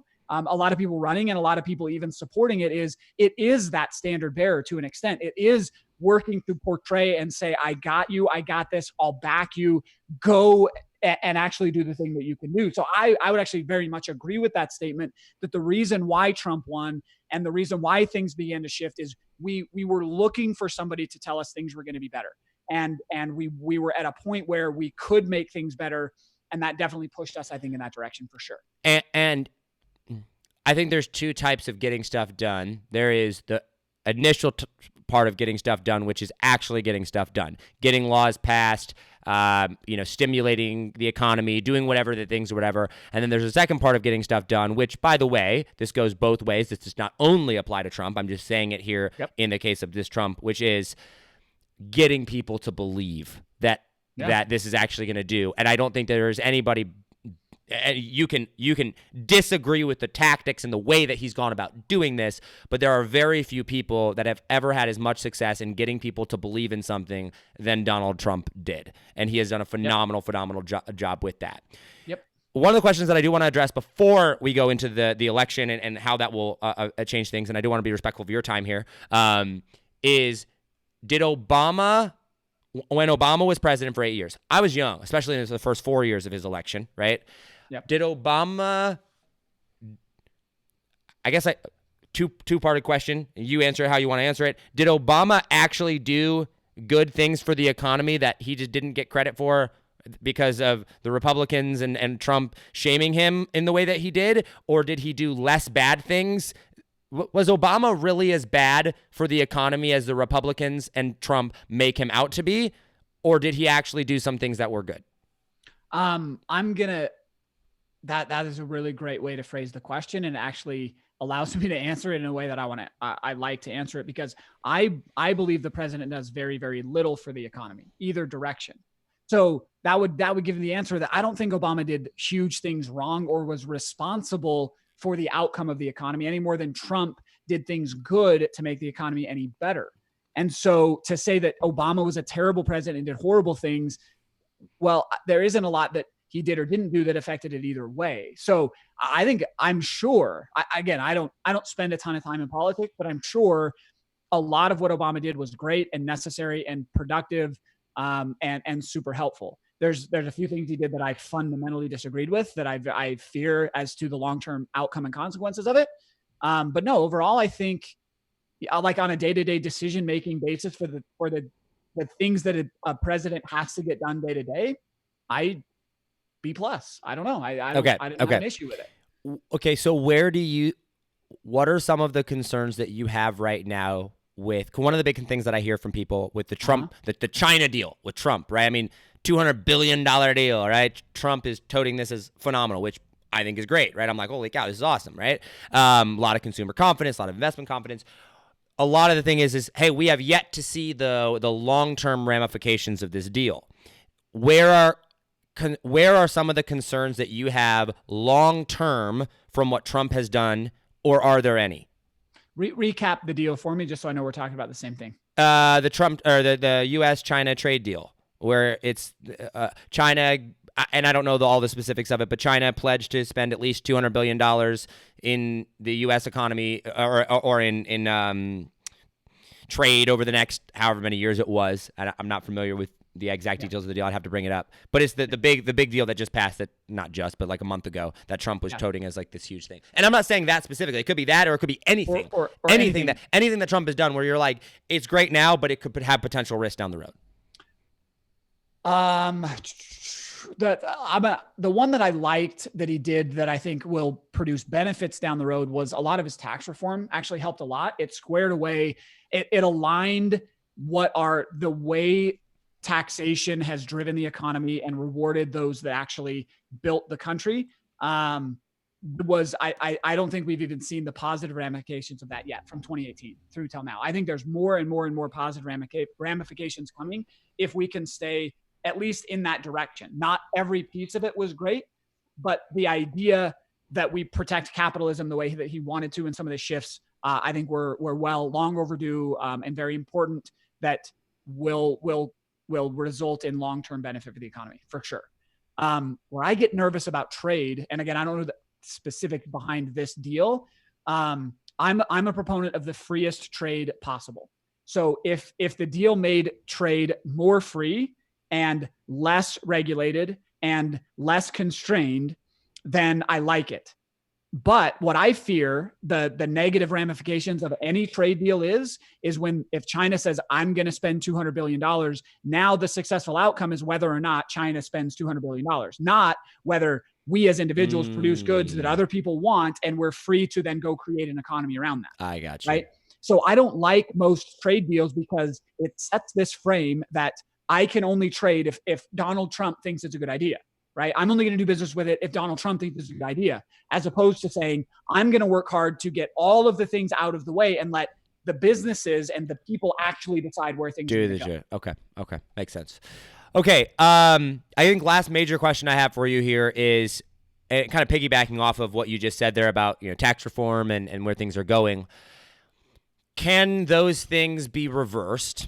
And what is the outcome? How much does the outcome of the election play into the economy and the stability of the nation moving forward? And I will let you I know you had thoughts on this that you said at the beginning, so let's just run with that. Yeah, that's the question I want you to ask. So I saved the best for last, Brad. I think that, this answers your first question. What did Trump do that might have shot him in the foot was the tax reform, because now that's enough of a target that somebody could say that was bad. And Obama won primarily. A lot of his support was, we're going to change healthcare, right? Yes. To the direction that they wanted to. Somebody could take the similar thing and point out all the perceived negativities of what Trump did for business inside the tax code and say, that's damaging to the country. And I'm going to run on a platform to reverse it. AKA Bernie Sanders. Or anybody on that side, right? Right. That would be the potential thing that if somebody turned that on him and because anytime a pendulum swings, goes farther, it won't ever come back to the middle. It goes farther to the other side, right? And if we move away from rewarding capital and a society built on capital and profit, then it's going to get much, much worse, right? That's not the direction I believe will lead to ultimate prosperity. So I'm worried about those outcomes in the economy. And there's lots. This is where I spend my time researching. I don't research politics, but I research specifically investment, things that are on the table. And I've got a couple really good friends that sit and spend a lot of time on Capitol Hill and talk about where the ebb of that is going. And it legitimately scares me. If a person opposing that gets in office. Yes. Yep. Yeah. So that scares me more because to me, if we're economically free, all other freedoms really tie into that. Right. This is why you and I are like such good friends, right? Like that is the crux of everything that I keep saying. And so many people have such a hard time with that. Because what the government giveth, the government can take it away, right? And so, but if I'm economically independent, if I maintain my rights to economic independence and to ownership of capital and where I don't entrust that to anybody else, then I'm then empowered to make other decisions. Because remember, back to the very first thing we were talking about, money represents what I value. Right. And if I can't control money, I can't get what I value. Right. Right. So to me, the default is the most freedom we can give around capital, the better our society is. And that's what built our country in the first place. And that's what we should continue to lean toward to support it. So those are the types of things that make me very, very nervous, is that the ebb moving to, and they disguise it so eloquently where it's like, no, we want equal outcome for everybody, where I look at it and say, no, I just want equal opportunity. Right.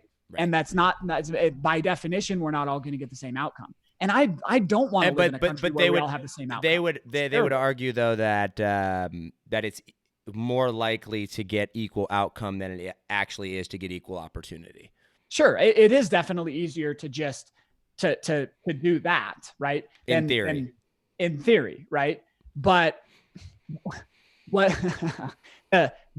the formula of the math to me, if you try to do equal outcome, the result of that is so far lower than the aggregate result of trying to work to get that. That's the difference, right? As we run the math, 2 + 2 = what, right? I believe that 2 + 2 in a free, economic society is much higher than 2 + 2 in if we're trying to make sure everybody gets the same outcome, right? It just restricts everything so much. I think we can all be, everybody lowest and highest can be wealthier if we're in a free capitalistic economic society than the other side, for sure. Who scares you most, or are you okay to answer that question? Who scares you most on the left?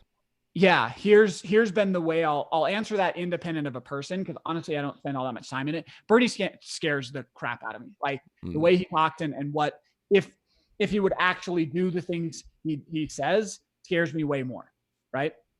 But the interesting part about it is there are elements of the Republican Party that in some ways scare me even more. If you go back in time to the founding fathers, if you watch the play Hamilton, you got some of this out of it. But I studied this even before then. Hamilton hated Jefferson all the way through. They fundamentally disagreed on just about every single principle. But when Jefferson ran against Aaron Burr for the presidency, Hamilton backed Jefferson for like the first time ever. And what he said when he backed Jefferson was, I disagreed with Jefferson on every single point ever since we've ever been in there, but Jefferson has principles and Burr doesn't have any. And so I'm going to support somebody because at least I can fight on clear and open principles and we can move towards something. Whereas if I don't know what you stand for, or I don't know what your principle driving thing is, then you scare me more. And at least Democrats across the board say what they're going to do. Some. Bernie does. Yes. Yeah. Bernie does. At least I know what I'm fighting. Elizabeth Warren does not. Elizabeth Warren is an actual straight up, and I will be on record to say it, an actual straight up, complete, absolute liar. Like, and not that I'm not saying Trump, that has no reflection of Trump whatsoever. I am just strictly in and of itself. We have no idea what Warren would do, but continue. Yep. Yeah. And so that's where I'd say I would just like somebody to clearly lay out the principles that they're going to follow and then follow them. And then we can have a discussion about, does the principle win rather than the person, right? And the scary thing about the Republicans is they've come out saying, hey, we're doing this for free trade or this for that. But then their economic policy has been some of the most dangerous under Republicans. The amount of money printed, the loosening up of things like that. It's like, oh my gosh, like, okay, they at least we knew what we were trying to fight on this side. Whereas if we don't know it, that's really I can get by that. Yeah, what scares me. I like that. And this isn't, none of this is true across the board, right? But the general feeling of the Republicans will just do whatever it takes to be successful sometimes scares me more than clearly identifying these are the things that I'm going to do. Like people that were mad at Obama after the fact of what he did, I was like, no, you read his campaigning. He did exactly what he told you he was going to do. Yeah. Nobody should be surprised by that. Yeah. Yeah. For right. Sure. But there was lots done. And this is on both sides. Right. Like, Right. Straight across the board on both sides. I get scared when people get elected, but then they're going to do whatever it takes. Right. I actually don't. I think that's the most dangerous part of it. Cool. Brad Gibb, everybody. Brad. This is fun, man. This is awesome. I appreciate it. Another 2 hours in the books. Yep. This is good. I'm just gonna because I want to say it. I'm gonna teach what I think about, like, because people ask me where am I at on the spectrum, right? This is my honest belief of the spectrum. People want it to be a straight line. Have I ever had this conversation with you? I don't know if we have. I don't know. So, and this is why I shy away and I have a hard time talking about each individual person. Honestly, like forget who the people are because I come to the mic. I look at just the principles of it. But to me, people want to say that there's the right and the left, right? And it's a spectrum and you're on one side or the other. The unseen part of it that I believe that I can see is the spectrum is actually closer to a circle, where if we take two extremes and we bend them, they're actually closer to each other.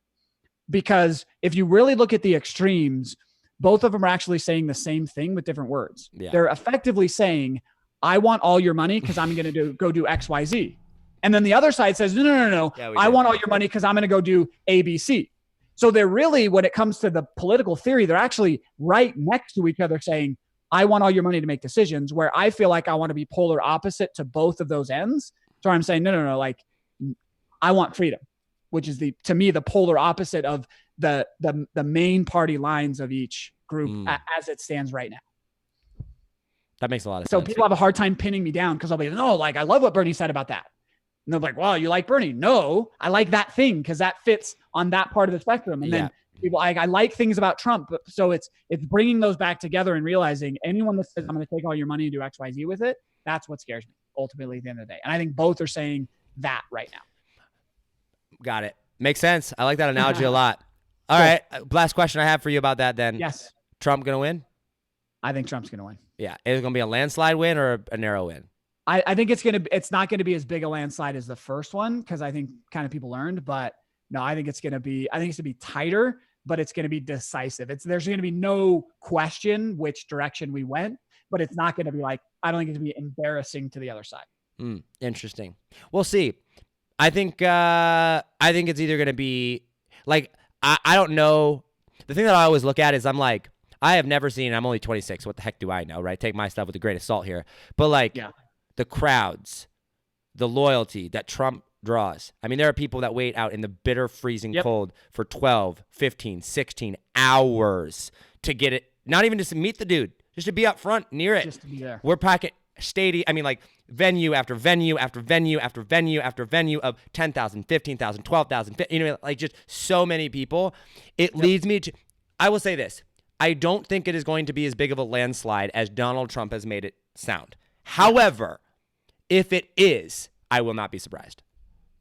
Right. Like if it comes, like if California somehow went and voted red, I'd be like, honestly, what? If anyone can do like, it. Right. You know what I mean? Like at this point, you're like, what can't the dude do? You know what I mean? Like he does just so many outrageous, crazy things. All right.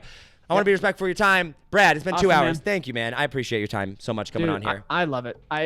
Dude, this is so much more than just, promoting what we do or talking about that stuff. Like I genuinely like the conversations. It's been fun and honored to become I would say we're close friends at this point. So, yes. That's been a lot of fun. And I keep aloof of a lot of relationships because I am so principled and so focused and so purpose-driven. It just kind of naturally comes from that. But it's been really fun to see how much we align in so many different areas, yet we have such different backgrounds and different skills. It's been a really rewarding time to spend with you and the people around you. And my life's been better for it. So I appreciate that. To you. I appreciate that. Brad, name of your podcast? Is going to be the Rise Up, Live Free podcast. The Rise Up, Live Free podcast. I love it, guys. Go check it out when it comes out. March 3rd. March 3rd is the date. March 3rd is the launch date. It'll be super, super good. Cashflowtactics.com/group. We'll link it down in the description. Brad, thank you so much. Any last words, final words of anything? No, that's it. Like your responsibility is up to you. If you will choose to rise up, anyone, regardless, age, income, or experience, can be free. That's the message. Love it. Guys, as always, hustle, hustle. God bless. Do not be afraid to think different, because those of us that think different are going to be the ones that change the world. I firmly and truly believe that. I love you all, and I will see you on the next episode. Real quick, just so that you guys are aware, next week is actually solo episode week. On Monday for me, I'll be on recapping a bunch of the stuff of where I'm at with things, some changes that we have coming, which is super, super exciting, kind of painting the vision, answering some mindset questions. Wednesday, Friday, we've got, I think it's Andrew Cruzy, Marley Jacks, amazing episodes and interviews. Like really, really cool people coming up with that. 12 o'clock Eastern time every week. Monday, Wednesday, Friday. I will see you there. I love you all, and I'll see you then. Take it easy, fam. Peace.